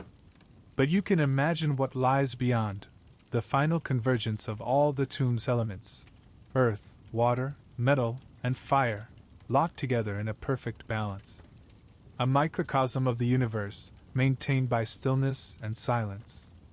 The torch trembles slightly in your hand, and the flickering light seems to awaken faces among the statues. You realize then that this place, for all its grandeur, was not meant to glorify death, but to disguise it. To make death appear as creation, to make stillness seem alive. That is the true art of bronze and fire, the art of illusion, of permanence in the face of impermanence. The warmth in the air fades slowly as we turn back. The silence thickens again, but it feels different now, not cold, not empty, but full. The ghosts of the forges whisper softly in the dark, their voices like embers cooling in ash. You can almost hear the echo of the hammer, the rhythm that once shaped eternity into form. As we leave the chamber, the light behind us dwindles to a faint glow, the color of an ember at its final breath. Ahead, the air grows cooler again, touched by moisture. Somewhere in the distance, the sound of dripping water returns. The passage bends downward, leading us into a new kind of darkness, one filled not with fire, but with silence and stone. The emperors who came after Qin Shi Huang would inherit his obsessions, his fears, his rituals. They would bury their own worlds below the earth, each more elaborate than the last. And so, our journey must follow them. From this chamber of bronze and fire into the vast necropolises of those who followed. the other sleeping kings. The flame trembles as we descend. The earth underfoot feels smoother, older, packed and polished by centuries of silence. The torchlight glides over the curve of the tunnel, revealing faint traces of pigment, reds, blues, and greens so soft they seem painted on breath itself. You realize you've entered not one tomb, but a legacy, the dream of death as empire, passed from ruler to ruler, dynasty to dynasty. Qin Shi Huang may have built the first subterranean kingdom, but he was not the last. Others watched his mountain of eternity rise and thought, yes, this is how a son of heaven should sleep. After Qin fell, the Han emperors took up the mantle of immortality. They were more philosophical than their brutal predecessor, more measured in their faith, yet they shared the same quiet terror, that power ends, that memory fades. Their tombs reflect that tension, not the iron tyranny of the first emperor, but the soft order of scholars who wish to reason with eternity rather than conquer it. We step into the imagined world of one such tomb, Emperor Jing of Han, whose resting place lies near modern Xi'an. The torchlight flickers and reveals a chamber vast and intricate, a city reduced to miniature. Rows of tiny clay figures fill the space, servants, musicians, guards, animals, each no taller than your hand. They are rendered with astonishing realism, wrinkles around the eyes, strands of hair, fingers poised mid-motion. They are humanity, preserved in small scale. The Han believed the afterlife mirrored the living world. So, rather than armies of soldiers, they filled their tombs with miniature civilizations. There were pigsties and kitchens, granaries and stables. There were officials with scrolls, dancers mid-spin, entire households of clay. Where Qin Shi Huang buried his empire in grandeur, the Han emperors buried theirs in intimacy. You crouch to look closer at one of the figurines. Its face is serene, eyes half closed, a faint smile, an expression of peace rather than fear. The skin once painted, now pale with age. They were once dressed in real fabric, their hair fastened with tiny knots. Their purpose was simple and profound, to serve, to accompany, to remember. The artisans who crafted them weren't sculptors of gods, but storytellers of ordinary life. Through their hands, the Han emperors found eternity not in isolation, but in continuity. A quiet belief that life should go on beneath the earth exactly as it had above it. As you walk between these silent citizens, it feels almost like wandering through a memory of the world, echoes of laughter, the rustle of silk, the faint smell of grain and incense. You realize that the Han did not fear death as annihilation. They feared being alone. And so they built companionship into their graves. Further along, the torchlight falls on something larger, a clay ox pulling a wooden plow, the faint outline of a cart, the fragment of a bronze mirror. Mirrors were sacred to the Han. They believed the polished surface could reflect the soul, guiding it safely through darkness. Some were inscribed with incantations. May the spirits see themselves and know their place. The mirror was both a compass and a boundary, a symbol of self-awareness in a world beyond self. Imagine, then, the emperor lying in his chamber, his body wrapped in silk, surrounded by these reflections of life. On his walls, constellations painted in black and gold. At his feet, his miniature court. In his hands, a jade tablet, smooth and cold, inscribed with the seal of heaven. He sleeps not as a conqueror, but as a philosopher of eternity. As centuries passed, the art of burial evolved again. The Tang dynasty rose, a time of poetry, of open borders, of wealth and complexity. Its emperors built tombs that rivaled palaces, but with a new rhythm, part celebration, part warning. Where the Han sought harmony, the Tang sought splendor. We follow the corridor into a broader chamber, where the air feels lighter, perfumed with imagined incense. The walls here are painted with dancers, slender figures twirling in flowing robes, their sleeves rippling like water. The colors are still vivid after all these centuries, turquoise, cinnabar, and the purest lapis blue. The Tang painters were masters of movement. You can almost hear the faint notes of flutes and drums. In the center stands a figure that draws your gaze, a marble horse, strong and elegant, its eyes inlaid with black glass. The Tang emperors loved horses more than gold. They were symbols of cosmic power, of expansion, of the empire's pulse. To bury a horse was to bury the breath of life itself. Nearby lies another marvel, a statue of a woman, her face serene, her form full and human, her expression calm but proud. This is no goddess. This is Empress Wu Zetian, the only woman ever to rule China in her own name. She, too, sleeps beneath a mountain, her tomb sealed for over 1,000 years. They say the valley around her grave is haunted by silence. The gate to her tomb stands between two stone guardians who have watched the centuries pass without blinking. Wu Zetian rewrote the language of power. She carved her own name into the stones of history. But on her tomb stele, the great monument that should have proclaimed her glory, she left the surface blank. A wordless tablet. As if to say, let time decide who I was. It was perhaps the greatest act of faith and defiance ever written in stone. We walk onward. The corridor begins to slope upward now, the air warmer again, carrying the faint scent of pine. The Tang dynasty, for all its grandeur, would eventually fade, but its art would ripple through the ages, inspiring the next line of sleeping kings, the Ming emperors. Far to the north, in a valley near Beijing, the Ming built their necropolis, an entire city of tombs aligned along the sacred path of the spirit. Each emperor's tomb sits within its own walled domain, guarded by marble beasts and stone officials. They called it the Valley of the Kings of the East. Here, the belief in the afterlife was more structured, almost architectural. The Ming had perfected the geometry of death. Their tombs were not underground labyrinths, but enclosed paradises, gardens meant to echo the imperial city itself. Pavilions for rest, halls for ceremony, gates for passage into the beyond. The emperor did not descend into the underworld. He stepped into a reflection of his world perfected. You can imagine walking down the sacred way, the spirit road, lined with stone statues, lions, camels, elephants, mythical qilin. Each figure faces slightly inward, as if bowing to unseen royalty. The road leads straight to the emperor's resting place, its symmetry flawless, its silence absolute. Only a few of the Ming tombs have ever been opened. Those that were, like the tomb of Emperor Wanli, revealed unimaginable splendor, silk robes embroidered with dragons, crowns of gold thread, jade belts set with pearls. Yet the moment the air touched them, decay began.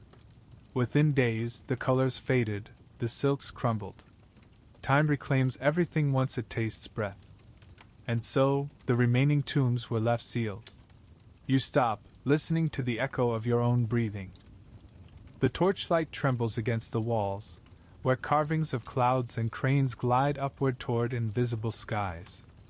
It feels as though the emperors are still here, not as ghosts, but as principles, as echoes of the same human wish. To matter beyond the limits of breath. Qin sought immortality through control. Han sought it through continuity. Tang through beauty. Ming through symmetry. Each in their own way refused to vanish. Each turned death into design. And now, as the torch grows low, the corridor narrows again, pulling us forward through shadow. Behind us lie entire worlds of emperors asleep, some in mercury, some in silence, some in art. Ahead, something even older stirs, the rituals that gave all these tombs their meaning. Because before the first spade touched the soil, before the first brick was laid or the first soldier molded from clay, each tomb began as ceremony. A conversation with heaven. A choreography of death. You can almost hear it now, the rhythm of drums, the chanting of priests, the slow procession of mourners carrying lanterns through the night. The next chamber awaits, filled not with treasures or soldiers, but with rites. We step forward softly, letting the last echoes of the sleeping kings fade into the hum of sacred preparation. Ahead, the darkness blooms into golden smoke. The silence here is not empty. It hums, like the low vibration of a plucked string. The Han emperors, who followed the brutal perfection of Qin Shi Huang, believed the afterlife was not a kingdom of the dead, but a continuation of the living world. To them, the tomb was not fortress nor prison, it was home. The first emperor had filled his tomb with soldiers. The Han filled theirs with life. Look, can you see it? The glow of your torch sweeps over a landscape of clay no taller than your knees. Here are kitchens and stables, workshops and theaters. Here are miniature pigs, dogs, cattle, chickens, each modeled with tender precision. Their eyes are gentle, their poses familiar. You can almost hear their breath, their soft movements, the quiet pulse of ordinary existence reimagined in eternal stillness. We are walking through a city of ghosts, but the ghosts are not human. They are ideas. The idea that life should continue, exactly as it was, only softer, quieter, untouched by decay. The Han tombs are worlds unto themselves. Take, for example, the Mwandwi tombs, 3 graves hidden for 2 millennia beneath layers of silk and clay, uncovered in the 1970s. Inside one, archaeologists found the body of Lady Di, wife of a nobleman, preserved with an uncanny perfection. Her skin still supple, her joints still flexible, her veins faintly visible beneath the pale surface of time. 2,000 years dead, and yet she seemed to sleep. Around her, everything for her next life had been carefully arranged. Lacquered coffins nested one inside the other like black flowers in bloom, painted banners showing her soul's ascent from the underworld to heaven, trays of food, wine cups, musical instruments, silks folded neatly beside her bed. The Han believed in balance, that the soul had 2 halves, one earthly, one celestial, and that ritual could guide both safely through their journeys. Lady Di's tomb was less a grave than a blueprint for resurrection. You imagine the workers lowering her coffin into the chamber by torchlight. The air must have been thick with resin and incense, the sound of silk rustling, the smell of damp lacquer. When the last lid was placed, when the final clay was pressed to seal the walls, they were not burying her, they were launching her, sending her into the stars on a vessel of ritual. And beyond her chamber, in the same tomb complex, lay maps, carefully drawn charts of heaven and earth. One, painted on silk, shows constellations arrayed in perfect symmetry above mountains and rivers. It is one of the oldest star maps in the world. The Han saw the tomb as a cosmic mirror, the soul's ships sailing between realms. They buried astronomy itself so that even in darkness, the spirit would know which way was north. You pause, torchlight trembling over the painted silk hanging like a whisper in the dark. The stars glimmer faintly in pigment that refuses to fade. These constellations are not decoration, they are instruction. The dead would need to navigate eternity, and so the living gave them a sky. The air here feels dense with meaning. Every object has purpose. Bronze mirrors to guide the soul, jade discs to purify it, incense burners shaped like mountains, each detail a prayer cast in material form. The Han believed the spirit must travel upward, through realms of mist and immortals, until it joined the heavens. To help it ascend, they built mountain censers, incense burners whose smoke spiraled like cloud-wrapped peaks. When lit, the scent of pine and cinnamon would rise in curling tendrils, carrying the soul upward on fragrance alone. Imagine the glow of such a censer inside a freshly sealed tomb, the smoke swirling like a miniature cosmos, painting the air in scent and shadow. That was the Han vision of eternity, not cold but warm, not empty, but filled with the texture of life. The Han emperors, too, embraced this balance between grandeur and tenderness. Their own tombs were vast but human in spirit. Each was called a Chanling, a long tomb, a word that carried both finality and endurance. They were not hidden hills like Qin Shi Huang's. They were mountains built by men, flat-topped pyramids of earth that looked, even in life, like sleeping kings beneath the horizon. Beneath each mound stretched a labyrinth of chambers, storage rooms, treasure halls, corridors lined with figurines. The emperors did not isolate themselves with soldiers and poisoned rivers. They surrounded themselves with clay citizens, pets, musicians, concubines, and poets. Death was made familiar. The empire of the dead looked almost exactly like the empire of the living, only quieter.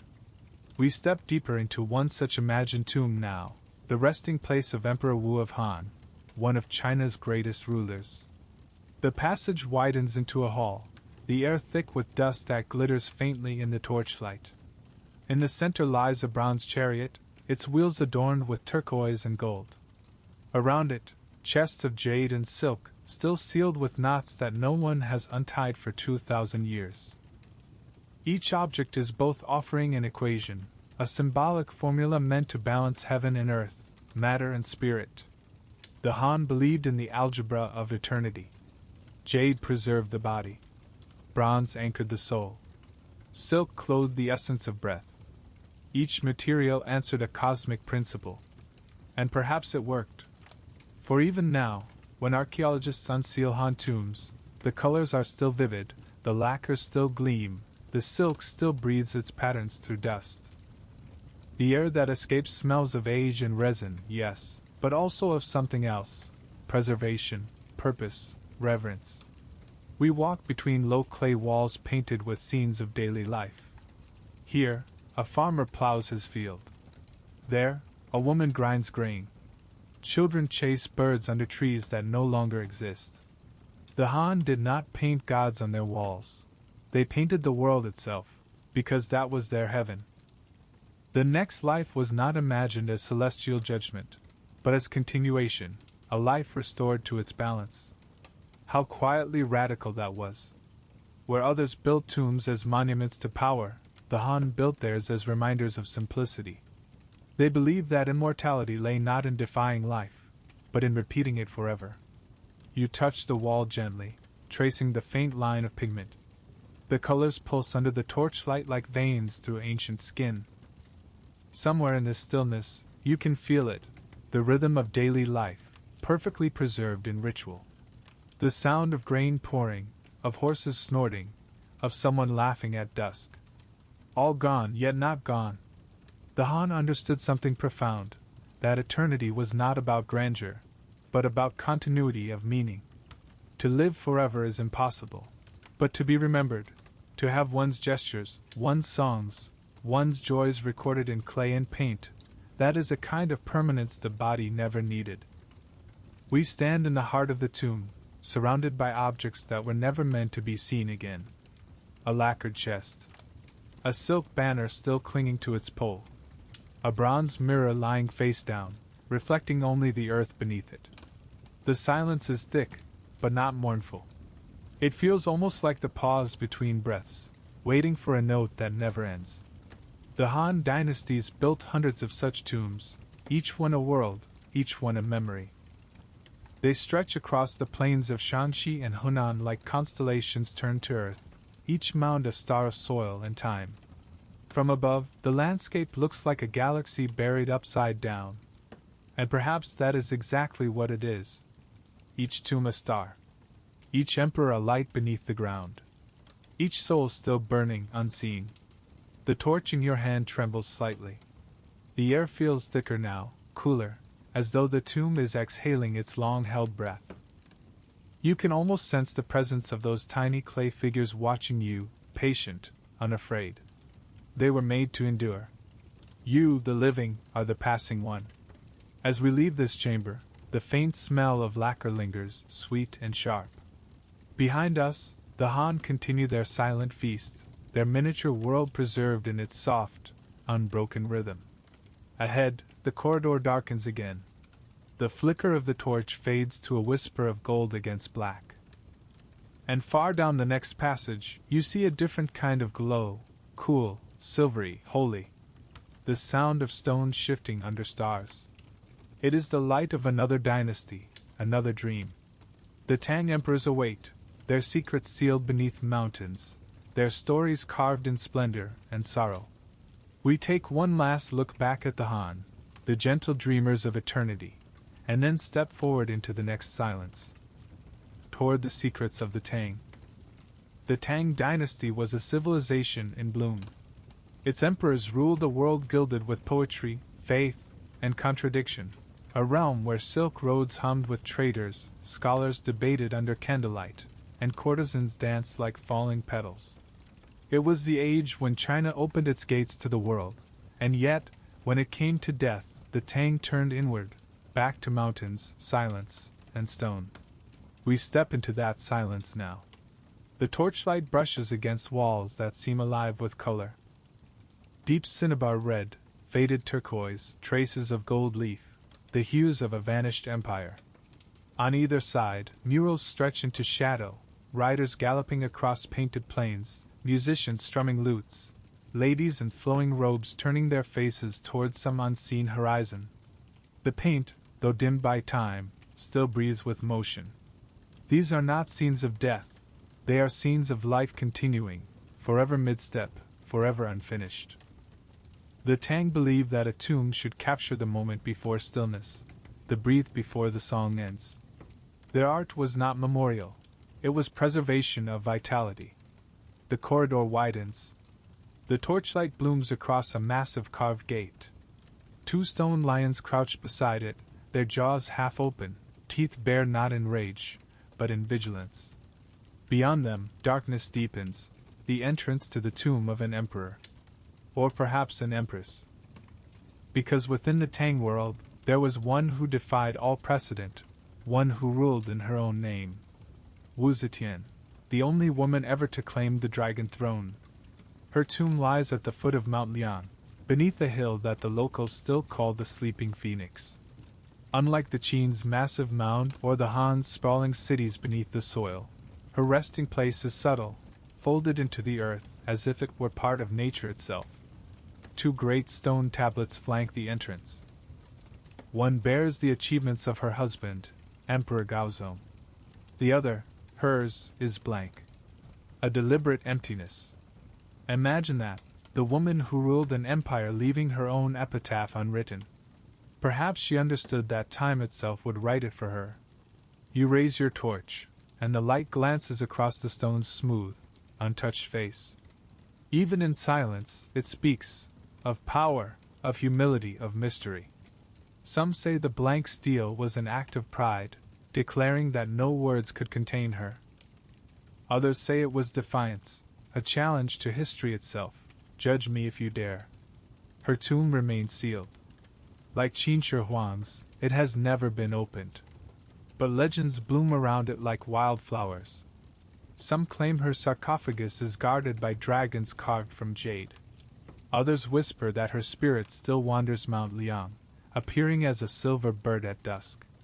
The truth, as always, sleeps beneath the mountain, patient, inviolate. We move past the imagined entrance, deeper into the heart of the Tang necropolis. Other tombs open before us now, those of princes, generals, poets. Here lies Prince Zhanghuai, who died young, surrounded in death by murals of his favorite musicians. There, Crown Prince Ida, buried with polo players mid-gallop painted along the walls, the empire's heartbeat immortalized in pigment and plaster. These murals are more than decoration. They are a theology of motion, a visual prayer that life continues beyond the grave. Look closer, the paint still shimmers where mineral dust catches your torchlight. In these faces, you see something rare: humor, melancholy, love. The Tang artists dared to humanize eternity. Their emperors may have ruled like gods, but their painters saw them as beings of desire and doubt. And so the tombs became mirrors of the Tang soul, beauty haunted by impermanence. Even in their grandeur there is an ache, a recognition that splendor fades, that even jade will crack, that even stars will dim. The Tang rulers did not fear this truth, they celebrated it. For them, death was not a wall but a reflection, a transformation. Taoist sages whispered that immortality was not endless life, but endless change. And so their tombs flowed with symbols of metamorphosis: birds rising from flames, mountains floating in clouds, phoenixes with tails of fire and feathers of gold. In one mural, a phoenix unfurls its wings, each feather traced in vermilion and lapis. The body arcs toward the heavens, but the eyes are turned back, looking, perhaps, at the world it leaves behind. It is both ascent and farewell. You can almost feel the warmth of that symbolism, the acceptance of impermanence as the path to eternity. Where Qin sought to trap life in stone, where Han preserved it in miniature, the Tang chose to let it breathe, to capture motion itself as the soul's true form. And yet, for all their serenity, the Tang emperors guarded their tombs as fiercely as their predecessors. Beneath the beauty lay the same fear of desecration. Crossbows, poisoned lacquer, doors sealed with molten lead. Even as they embraced the poetry of death, they could not fully trust the living. The largest of all Tang tombs, Qianling, lies beneath twin peaks in Shanxi. It is said to hold both Emperor Gaozong and Empress Wu Zetian, buried together in a union of stone and myth. The entrance is flanked by a long avenue of stone figures, foreign envoys, horses, lions, guardians, each carved life-sized, each standing in eternal attendance. Walk among them, and you feel the breath of empire. Their faces are not uniform. Each is unique, carved from memory. Arabs, Persians, Turks, Koreans, proof that the Tang world was not a closed kingdom, but a crossroads of civilizations. Under the mountain lies a maze of chambers, sealed, silent, impenetrable. Radar scans suggest there are murals untouched by air, treasures untouched by decay. But no one dares open the tomb. Not yet. It sleeps as the emperors intended, its beauty still unspoiled by curiosity. You step back and look at the walls around you. Murals of musicians, dancers, scholars, horses. Every surface sings. Every brushstroke breathes. This is the Tang afterlife, not conquest, not discipline, but expression. To die was to enter the world of art itself, to become part of the great composition that never ends. The air grows warmer again, scented faintly, perhaps only in imagination, with incense and sandalwood. You feel a strange peace here, as though the earth itself hums with quiet satisfaction. The Tang did not conquer death, they befriended it. They made it luminous. They made it human. We turn now toward a narrow archway. The torchlight spills through and glances off something pale and delicate. Ceramic figurines, horses, camels, dancers. Some still wear the soft, green glaze of Tang porcelain. They stand arranged as if in conversation, mid-performance, waiting for the music to resume. These figures once rode the Silk Road in reverse, imported from far lands, immortalized in clay.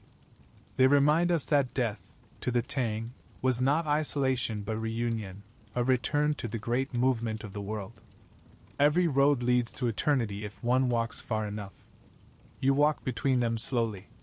Their painted eyes catch the torchlight and seem to shimmer with memory. Perhaps that is the secret of the Tang.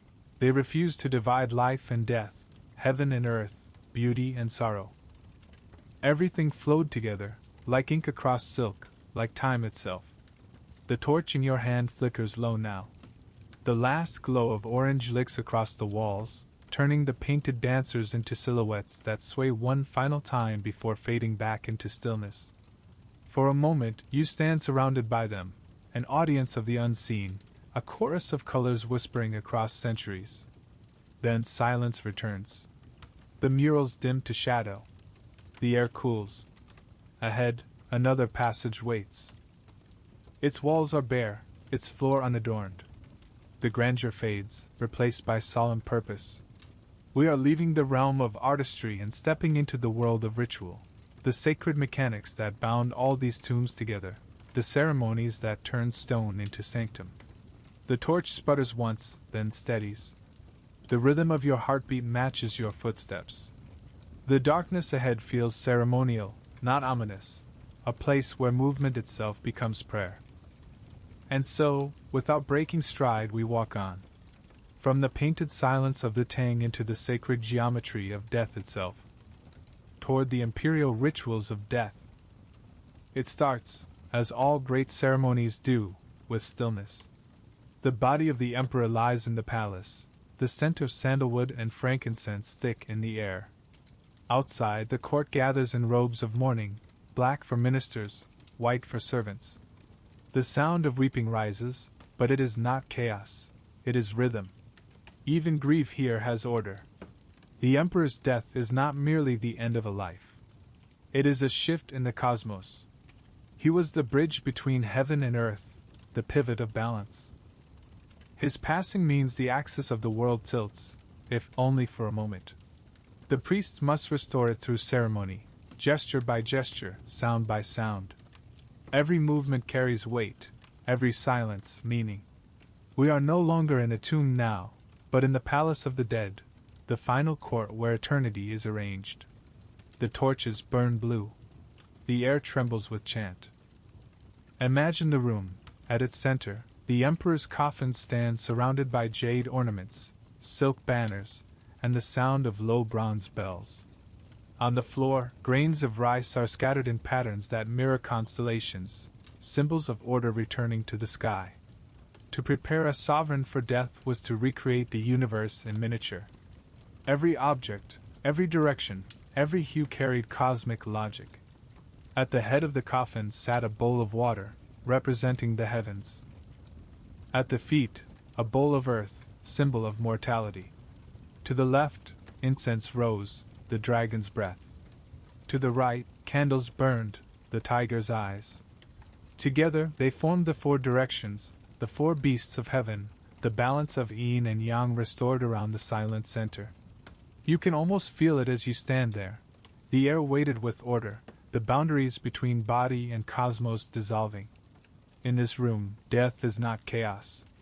It is choreography. The priests move in a slow circle, their silk sleeves whispering across the floor. One recites the lament of the Son of Heaven, a text so ancient that even the living who hear it do not fully understand it. The syllables roll like thunder at the edge of meaning. The language itself is an incantation, a bridge between sound and silence. They light the 5 lamps, one for each element: wood, fire, earth, metal, water. When the flames align, the Emperor's spirit begins its journey. Taoist texts say that the soul departs the body not all at once, but in fragments.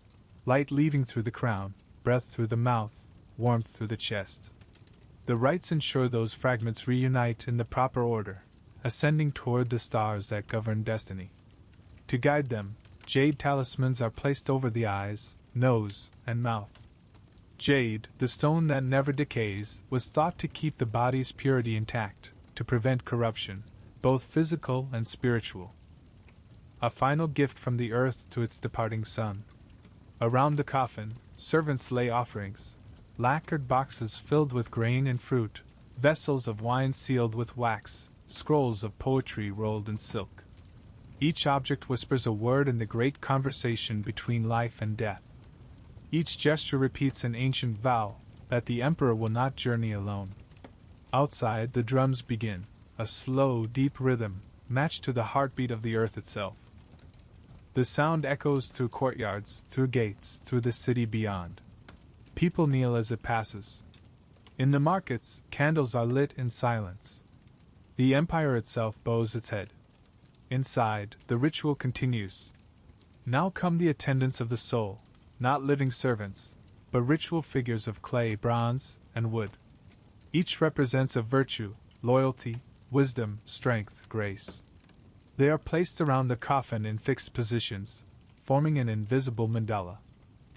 In the Emperor's afterlife, these virtues will guard him better than any army. Then, the moment of sealing arrives. The coffin, crafted from precious Namu wood, is layered within larger and larger boxes, each painted with protective charms. When the final lid is lowered, the sound it makes, a deep, muffled thud, resonates through the hall like a closing gate between worlds. You can almost feel that vibration in your chest, even here, centuries later. The air seems to contract around it, the silence drawing tight as a bowstring. Now the procession begins. Priests carry the coffin out under moonlight, its path lit by torches and lanterns shaped like lotuses.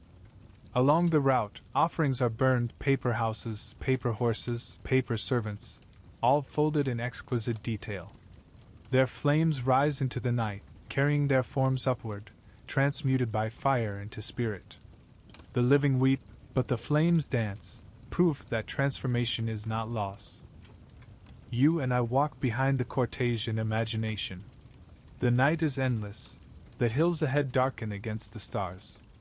The air smells of ashes and pine. Somewhere, a crane calls from the distance, a sound the ancients believed was the voice of immortality.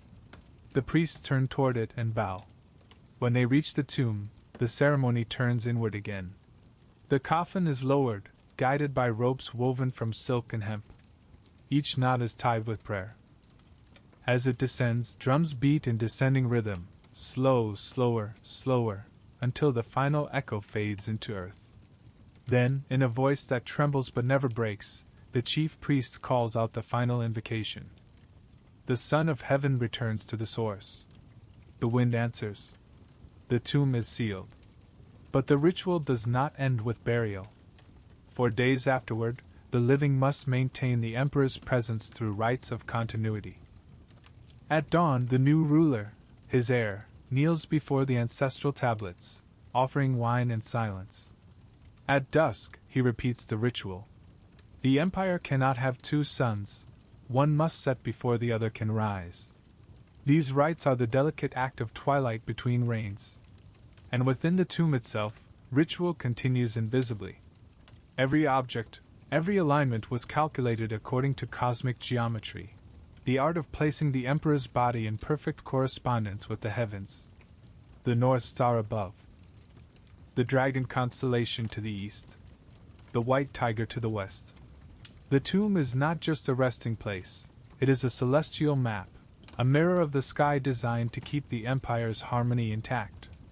In this way, architecture becomes prayer. Stone replaces speech. Geometry becomes the last language of the divine. You can sense it even now, the perfection of proportion, the rightness of the air. Nothing here is accidental. Each angle hums with symmetry, as though the world itself holds its breath in deference. And perhaps that is what we have been feeling all along, the weight of devotion hidden in design. Every emperor's tomb, from Qin to Tang, is not just a monument to ego, it is a confession of faith. A faith in order, in ritual, in the belief that beauty could anchor the universe against the chaos of time. You look around and realize the ritual never truly ends. The tombs we've walked through are ceremonies frozen in their final moments, drums that never finish, fires that never burn out. Each chamber still performs its silent rite, every hour of every century, its offerings undisturbed, its geometry intact. The emperors have been dead for millennia, but their rituals are still breathing in the dark. You hold the torch lower. The air glows with gold dust. Somewhere far away, in another age, the priest's chants still seem to echo, soft, rhythmic, half-remembered. The light from your flame merges with that imagined glow until it's impossible to tell which belongs to the living and which to the dead. Perhaps that, too, is part of the ritual. The acknowledgement that death and life, past and present, are not opposites, but reflections. That the tomb is not a wall, but a mirror. The air begins to cool again. The smoke of ancient incense fades into the faint mineral smell of earth. The torch trembles, its flame thinning like the last strand of silk. Ahead, the tunnel bends toward open space, toward the sunlight that waits above the Ming Valley, where the final procession of emperors lies in their long, silent parade. We walk toward it slowly, carrying the hush of ritual within us. The drums of the past fade to heartbeat. The flame steadies one last time. And the corridor opens, into daylight, into marble, into the Ming tombs.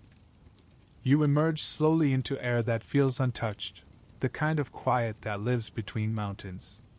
Before you, the land stretches in perfect symmetry, a broad valley cupped between green ridges, its earth red with iron and history. It feels as if even the horizon has been measured, shaped, tamed by geometry. This is the resting place of the last great dynasty of emperors, the Ming tombs, or Shi Sanling, the 13 mausoleums of Beijing. Each one a world.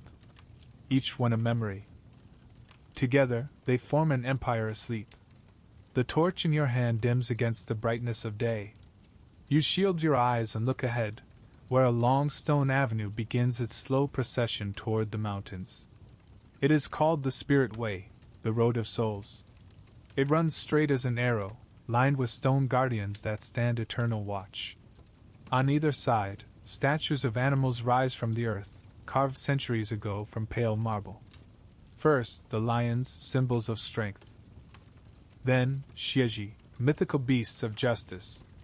Then, camels and elephants, heavy with patience. Then, the Qilin, dragon-hooved creatures of good fortune. And finally, human figures, warriors, scholars, officials, their faces serene and strangely alive. Each pair stands mirrored across the path, one still standing, one kneeling, representing vigilance in both waking and rest. You begin to walk among them. The air hums faintly with wind, the kind of wind that carries centuries like dust. You realize that this road is not simply a path, it is a ritual in stone, a passage between worlds. The ancients believed that the soul of the emperor would walk this very way, accompanied by the guardians, ascending toward the mountains, the gateway between earth and heaven. The Ming did not bury their emperors in hidden secrecy like Qin Shi Huang. They built their tombs as landscapes of light, open to air and sky, designed for harmony rather than concealment. They believed that if the realm of the living was perfect in order, then death should mirror that order in beauty. Look ahead, the road rises gently, framed by cypress trees whose branches sway like the robes of mourners. At its end stands a red gate tower, its eaves lifted toward the heavens, glazed tiles gleaming faintly gold. This is the Great Red Gate, the entrance to eternity. You pass beneath it, and the air cools. The sound of the wind softens. Before you lies an expanse of courtyards, walls, and halls, the architecture of an afterlife that resembles a palace. Every structure aligns along a central axis. Every measurement echoes the forbidden city. The tomb is not a grave, it is an imperial city of the dead. We step first into Changling, the tomb of the Yongle Emperor, the ruler who moved the capital to Beijing, who built the forbidden city itself, who sent fleets across oceans to the edge of the known world. His tomb mirrors his reign, colossal, flawless, precise. The courtyard opens wide, paved with worn gray stones. The air smells faintly of lichen and age. At its center rises the Hall of Eminent Favor, its roof supported by vast wooden pillars carved from single trunks of Nanma trees, each dark as amber, each smooth from centuries of silence. You pause beneath one. The wood feels warm beneath your fingers, as though the grain still holds the heartbeat of the tree. The ceiling above is painted in deep blues and golds. Dragons coiled around orbs of fire, clouds swirling around them like breath. In this hall, emperors were honored for centuries after their deaths. Here, offerings of food and incense were made. Here, generations of rulers knelt before their predecessors. And here, time itself seems to kneel, still obedient. Beyond the hall lies the Soul Tower, its base built of stone blocks fitted so tightly that even now a knife cannot slide between them. It rises against the sky, crowned with a red-tiled roof. From its peak, you can see the entire valley, 13 mounds, 13 palaces of the dead, each with its own gate, its own courtyards, its own eternal symmetry. It is breathtaking, not for its opulence, but for its silence. The Ming tombs do not boast. They endure. Their beauty lies in stillness, in the precision of their geometry, the living embodiment of the Confucian ideal that balance is the highest form of power. You walk onward, toward one of the lesser tombs, Dingling, the resting place of Emperor Wanli. His was one of the few tombs ever opened. In the 1950s, archaeologists dared to unseal it, descending into chambers that had not seen light for centuries. Inside, they found wonders. Silk robes embroidered with dragons, gold crowns set with pearls, jade belts gleaming pale as moonlight. But the moment the air entered, the colors began to fade. Within weeks, The silk disintegrated, the embroidery dulled, the brilliance turned to dust. The archaeologists realized, too late, that they had awakened something meant to remain dreaming. The tomb was resealed. Its treasures, now gray with time, are preserved in museums, beautiful still, but stripped of their breath. The lesson was clear. Some splendors are meant only for darkness. You imagine those chambers as they once were, lamps flickering against painted walls, the emperor's coffin resting upon carved stone platforms, surrounded by offerings that glowed in the half-light. The air would have been thick with the scent of lacquer and resin, the silence alive with meaning. Even the architecture was symbolic, 3 stone doors, each smaller than the last, representing the passage from the human world to the divine. And at the center, the emperor's jade seal, his name carved in reverse, to be read only by heaven. You step back into sunlight. The world feels lighter now, the air sharp and cool. In the distance, the other tombs stretch across the valley, each hidden beneath its own earthen mound. Trees grow from their slopes, roots wrapping around the stones like veins. Above them, cranes wheel slowly against the blue. The living world has grown around them, unaware perhaps of the magnitude beneath their feet. But if you listen closely, you can still hear the pattern, the pulse of ritual that never truly ended. The Ming emperors understood something profound, that death, like empire, required balance. Their tombs were not fortresses like Qin's, nor intimate homes like the Han, nor art-filled dreams like the Tang. They were statements of harmony, architecture as philosophy. Each gate aligned with a star. Each hall matched to an element. Each tree planted to balance yin and yang. They were not designed to defy time, but to coexist with it. You walk again along the spirit way, retracing your steps between the stone beasts. The setting sun casts long shadows that stretch toward you, as if the guardians themselves are bowing goodbye. Their marble faces glow gold, then rose, then fade to pale. It is beautiful, but there's melancholy in the symmetry, as though perfection itself carries the sadness of impermanence. You pause by one of the Qilin statues. Its eyes, carved wide and kind, reflect the faint orange of the dying light. You reach out and touch the stone. It is cool, smooth, eternal in a way no flesh could be. Beneath your palm, the carved muscle feels alive with memory. You think of all those emperors who once believed they could master death through order, beauty, and reverence. In a way, they did. The empire may be gone, but their symmetry endures. Time itself walks their roads and follows their geometry. The sky darkens. The first stars appear, tiny, trembling reflections of the lights that once burned within their tombs. It feels fitting that the Ming, whose very name means brightness, should end their story beneath the rising constellations. As you leave the valley, you glance back. The spirit way glows faintly under moonlight. The beasts are silhouettes now, their shadows long and still. Beyond them, the green hills rise, each mound a sleeping emperor, each peak a testament to the human wish to last forever. You realize then that the Ming tombs are not places of mourning. They are hymns in stone. Their silence is not emptiness, it is balance, the breath between life and death perfectly held. We continue walking. The light fades. The valley narrows, becoming once more a tunnel of earth.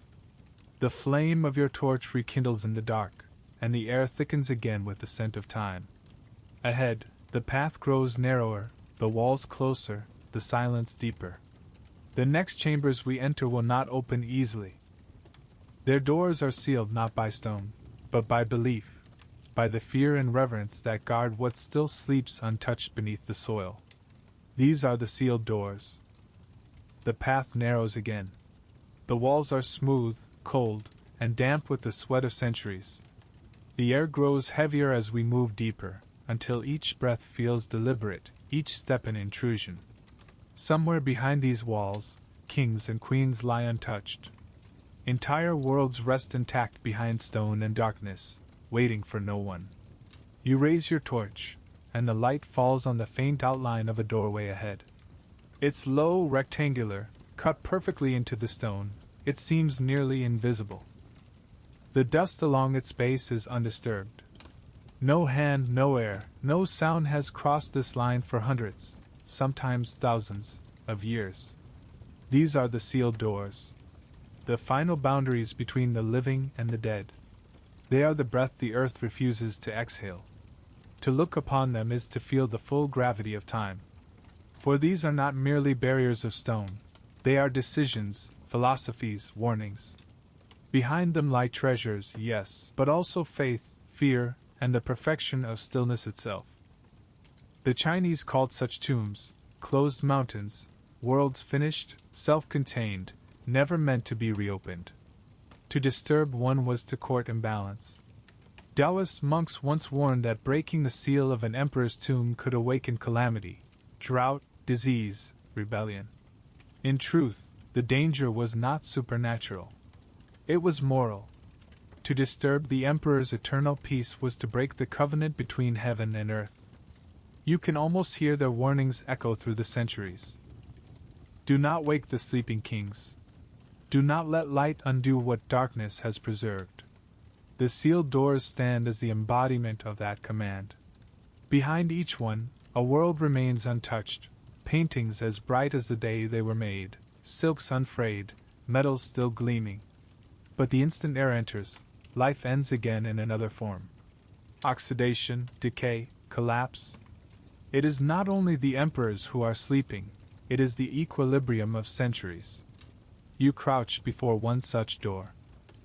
The stone bears faint etchings, dragons coiling in low relief, their scales dulled by dust. Between them, ancient characters spell a warning so soft you might miss it. Those who enter uninvited will find no return.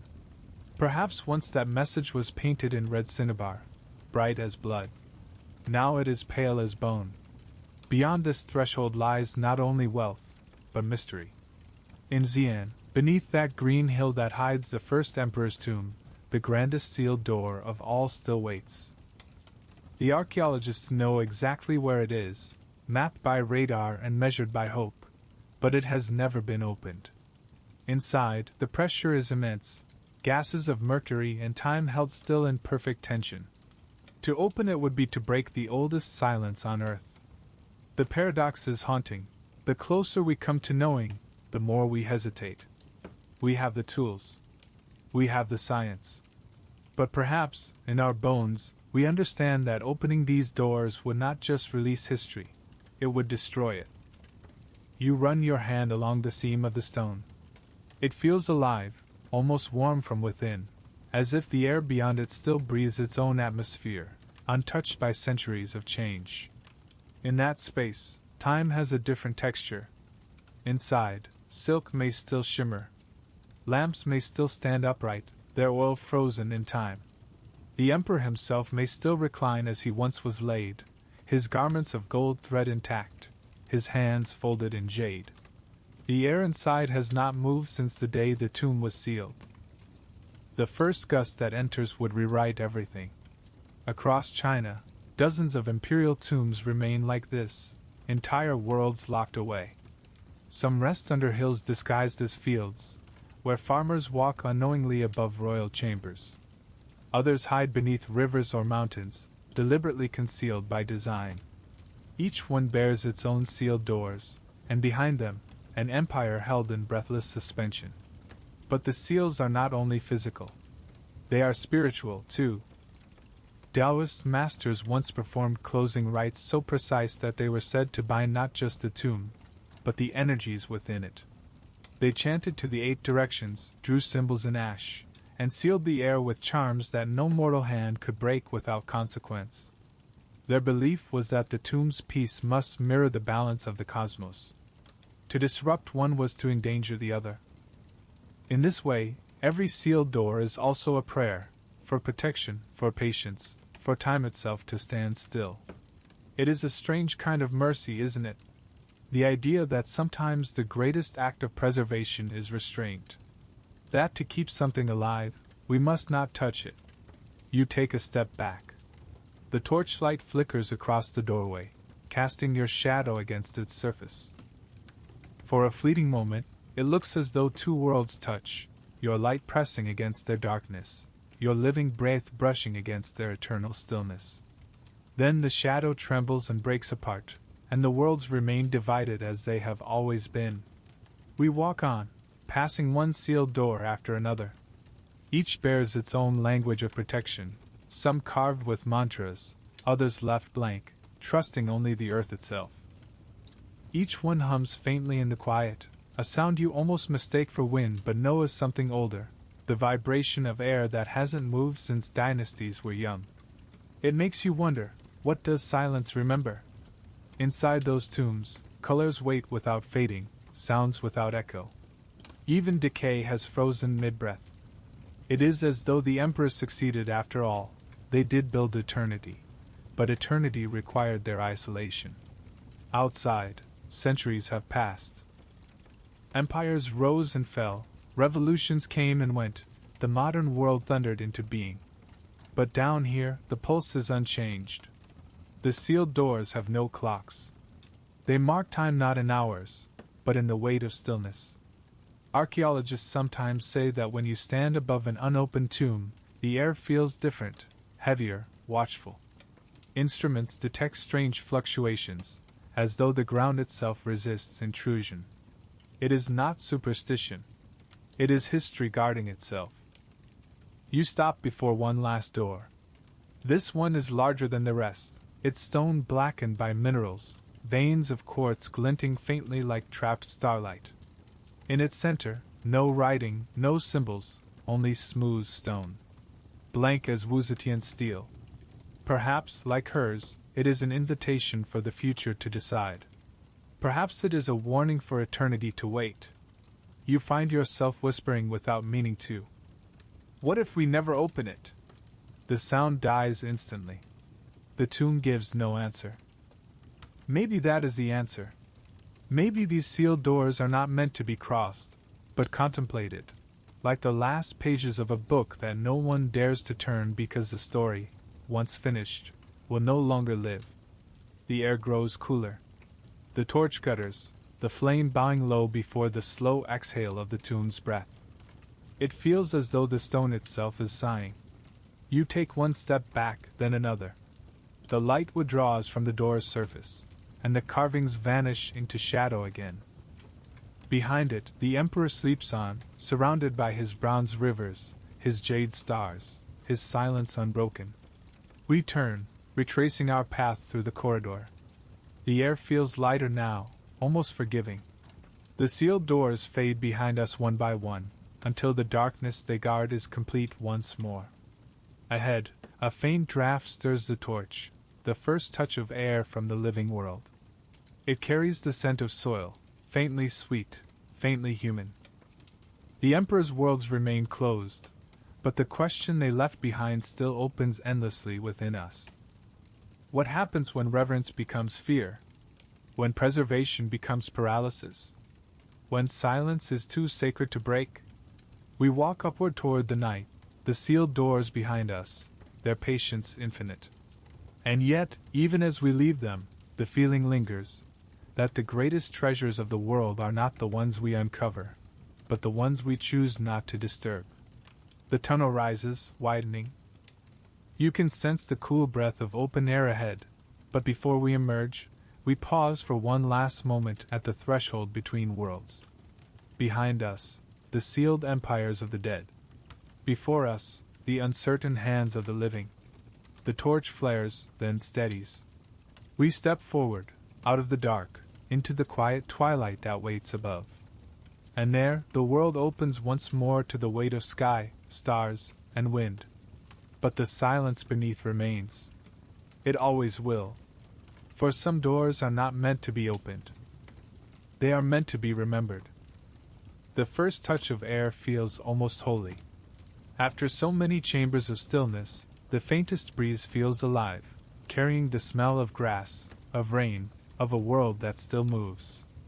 We stand at the edge between the buried past and the restless present, and we realize, the emperors sleep not because we cannot wake them, but because we dare not. There was a time when curiosity was stronger than caution. In the early days of archaeology, The world was full of ambition, to unearth, to reveal, to claim what time had hidden. When the tomb of Emperor Wanli was opened in the 1950s, it was celebrated as triumph. Inside, everything gleamed: robes of dragon-threaded silk, crowns of gold, jade amulets smooth as moonlight. But within hours, the silk began to crumble. Within days, the gold tarnished, the wood warped, the colors faded into ash. It was as if the tomb exhaled, and the world it held dissolved. Science watched in awe and horror. The moment air and light entered, time awakened. The sealed perfection of centuries was undone by mere curiosity. The tomb, they realized, was not designed to be seen, it was designed to remain unseen. Since then, China has changed its approach.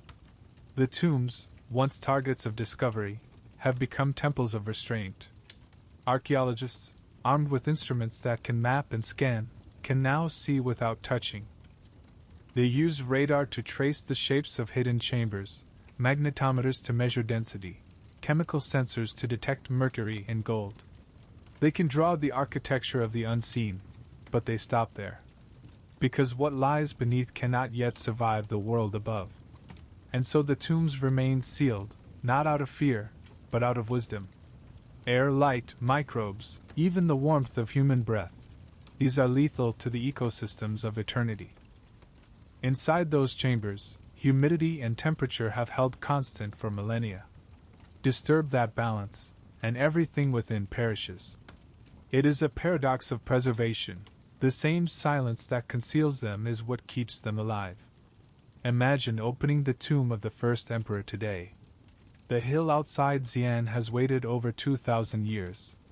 Radar shows the vast inner chamber intact. Chemical readings confirm the presence of mercury, just as the ancient texts described. The soil hums with hidden geometry.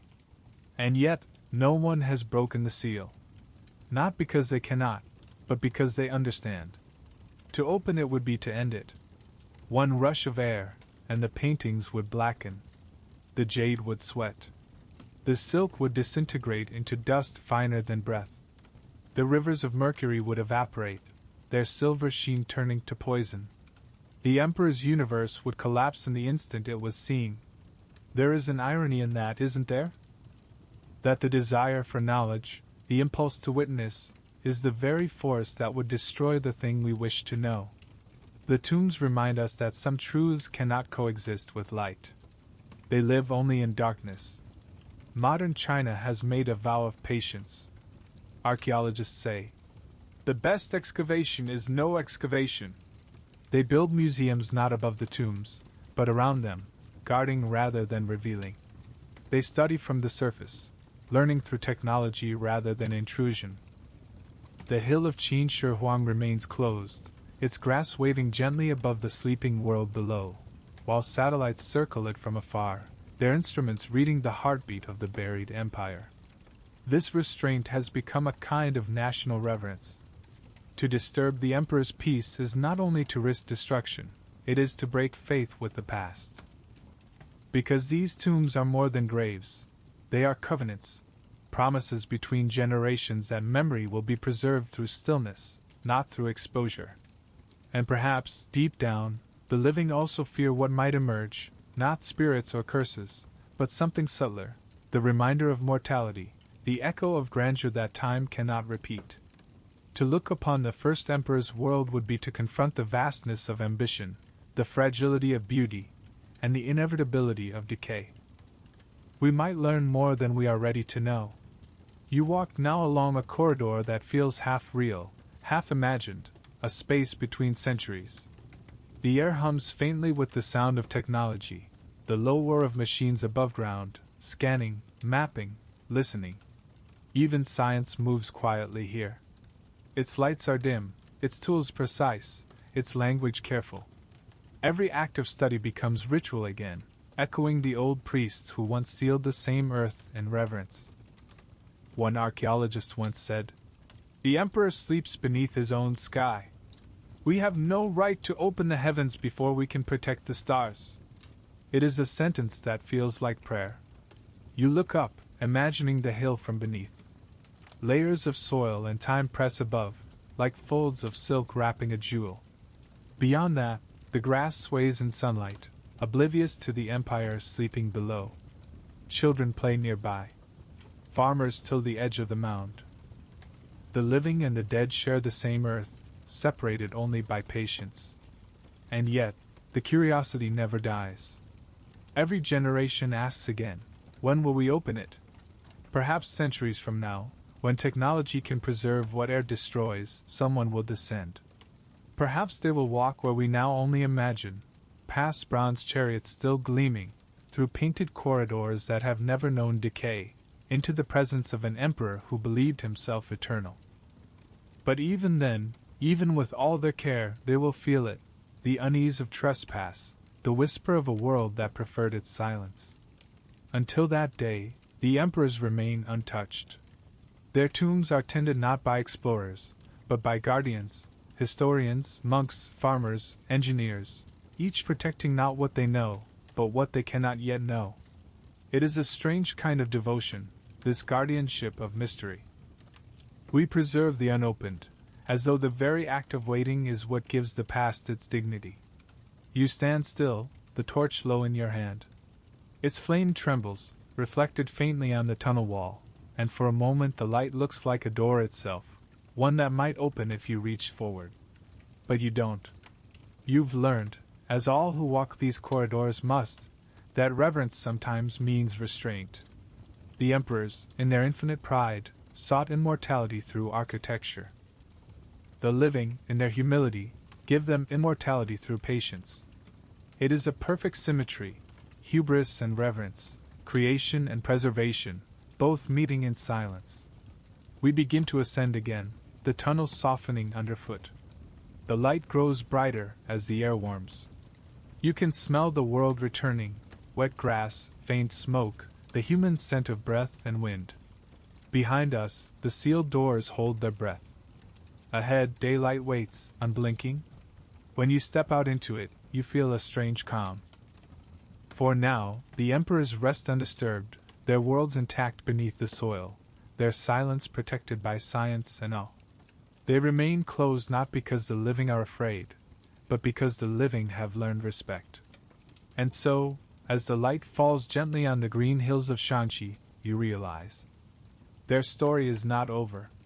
It is merely paused, written in darkness, waiting for a day when our hands will no longer destroy what our eyes wish to see.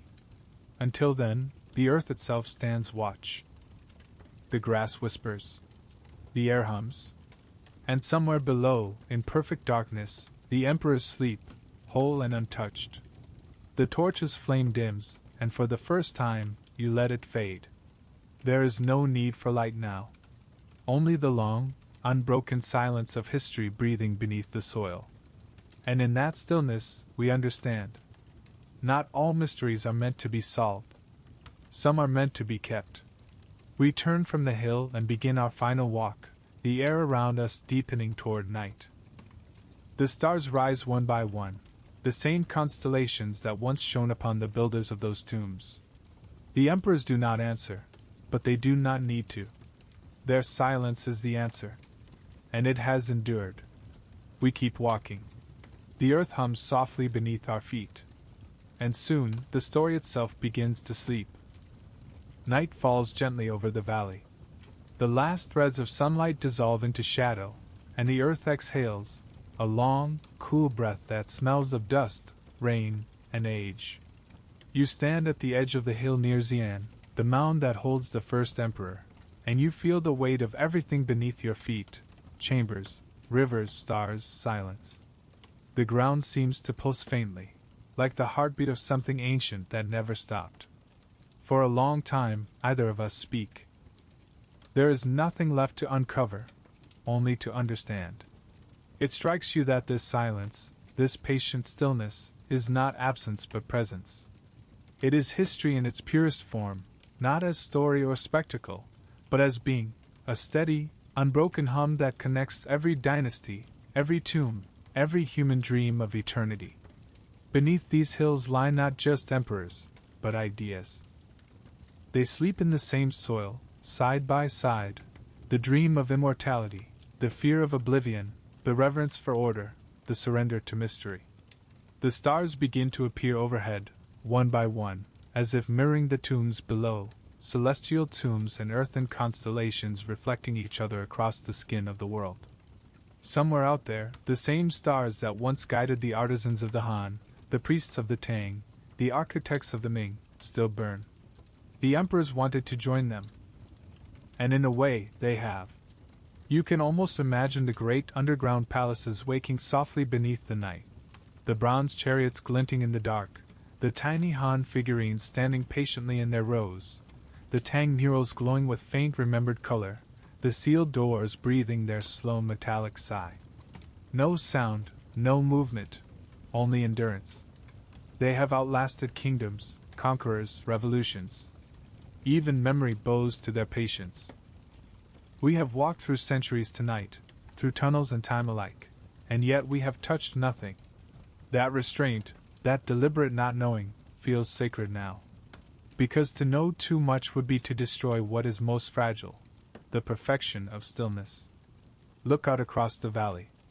The hills rise like sleeping backs beneath the stars. Each one holds a world. Each one keeps its promise. And the promise is silence. The ancients believed the soul could not rest until harmony was restored. Perhaps the harmony they sought was not only for themselves, but for us, for the living who would come after, to learn patience, reverence, humility. Their tombs are their final teachings. Their silence, their last scripture. Think of what they built. Qin Shi Huang forged eternity from iron and mercury. The Han carved it from intimacy and ritual. The Tang painted it in movement and light. The Ming measured it in symmetry and order. Each sought immortality in a different language, yet all arrived at the same conclusion, that what is sacred must be sealed. And now, standing here centuries later, we have inherited their silence. We walk among their graves not as conquerors of the past, but as its caretakers. The archaeologists, the historians, even the quiet travelers like us, all of us are part of the ritual now. Our stillness is their protection. Our awe is their immortality. You kneel and touch the ground. The soil is cool, slightly damp, but alive. It moves in grains beneath your fingers, each one a fragment of something vast. Time, death, creation, decay, all folded into one endless circle. The emperors who sought to rule forever have returned to this same dust, indistinguishable now from the earth they once commanded. And perhaps that is the truest immortality of all, not to resist the world, but to become it. The breeze moves through the grass, and for a moment, it sounds like whispering. It might be the wind, or it might be the faint voice of the past, workers, priests, emperors, artisans, all speaking at once in the same quiet tone. Wait. Watch. Remember. The modern world hums somewhere beyond the hills, cities glowing, machines breathing, roads cutting through the night. But here, none of that intrudes. Time feels folded back on itself. You could be standing in any century, in any age. The stars have not changed, the soil has not changed, and the silence, oh, the silence, is the same one that fell when the last stone door closed. It feels alive, doesn't it? This hush that stretches across 2,000 years. Not an emptiness, but a fullness. A weight that holds everything and demands nothing. Maybe this is why the doors remain closed, not because we fear what lies within, but because the world needs its silences. Because in a world that never stops moving, some things must stand still. The tombs remind us that stillness is not the opposite of life, it is the heart of it. You look up once more. The stars have multiplied, scattered like grains of jade across the black silk of the sky. The moon climbs higher, silver and pale, casting a faint shimmer across the land. The hill before you glows softly, its curves gentle, its secrets safe. And somewhere below that sleeping earth, the emperor's palaces remain untouched. The lamps still wait, the rivers of mercury still gleam in darkness, the painted ceilings still shine with constellations that mirror the sky above. It is as if the two worlds, the living and the buried, breathe in rhythm. One heartbeat beneath the soil, one above it. Neither complete without the other. You exhale slowly. The sound of your breath vanishes into the night, joining all the other breaths that have passed through this place since time began. It feels right to end here, not with discovery, but with respect. Not with answers, but with wonder. Because what is history, if not a long conversation with silence? We speak. It listens. And if we are quiet enough, sometimes we can almost hear it whisper back. You close your eyes. The earth hums beneath your knees. It's not a sound you can measure, not a frequency, but a feeling, an ancient resonance that moves through stone, through root, through memory. It is the sound of everything enduring, the emperors, their tombs, the soil, the stars. The silence beneath. And then, gently, the story folds in on itself. The torchlight that once led us through tunnels and halls becomes a memory. The voices fade. Only the earth remains, breathing softly in the dark. It is enough. It is everything. And so, as the night deepens, you whisper a final farewell, to the emperors, to their sleeping worlds, to the patience of time itself. The wind carries your words away, scattering them like dust across the fields. They fall back to earth, quiet and unseen, joining the eternal conversation. The silence answers, not with sound, but with peace. It settles around you, gentle as the closing of a door, vast as the breath of the universe. And for a long, timeless moment, all the world seems still. The stars watch. The hills sleep. The earth remembers. And somewhere beneath your feet, the emperors dream on. Their kingdoms intact, their secrets unbroken. Their silence complete. And so, as the night settles, may these echoes of the past guide you gently into dreams. For the emperors still sleep. And the world, mercifully, keeps its silence.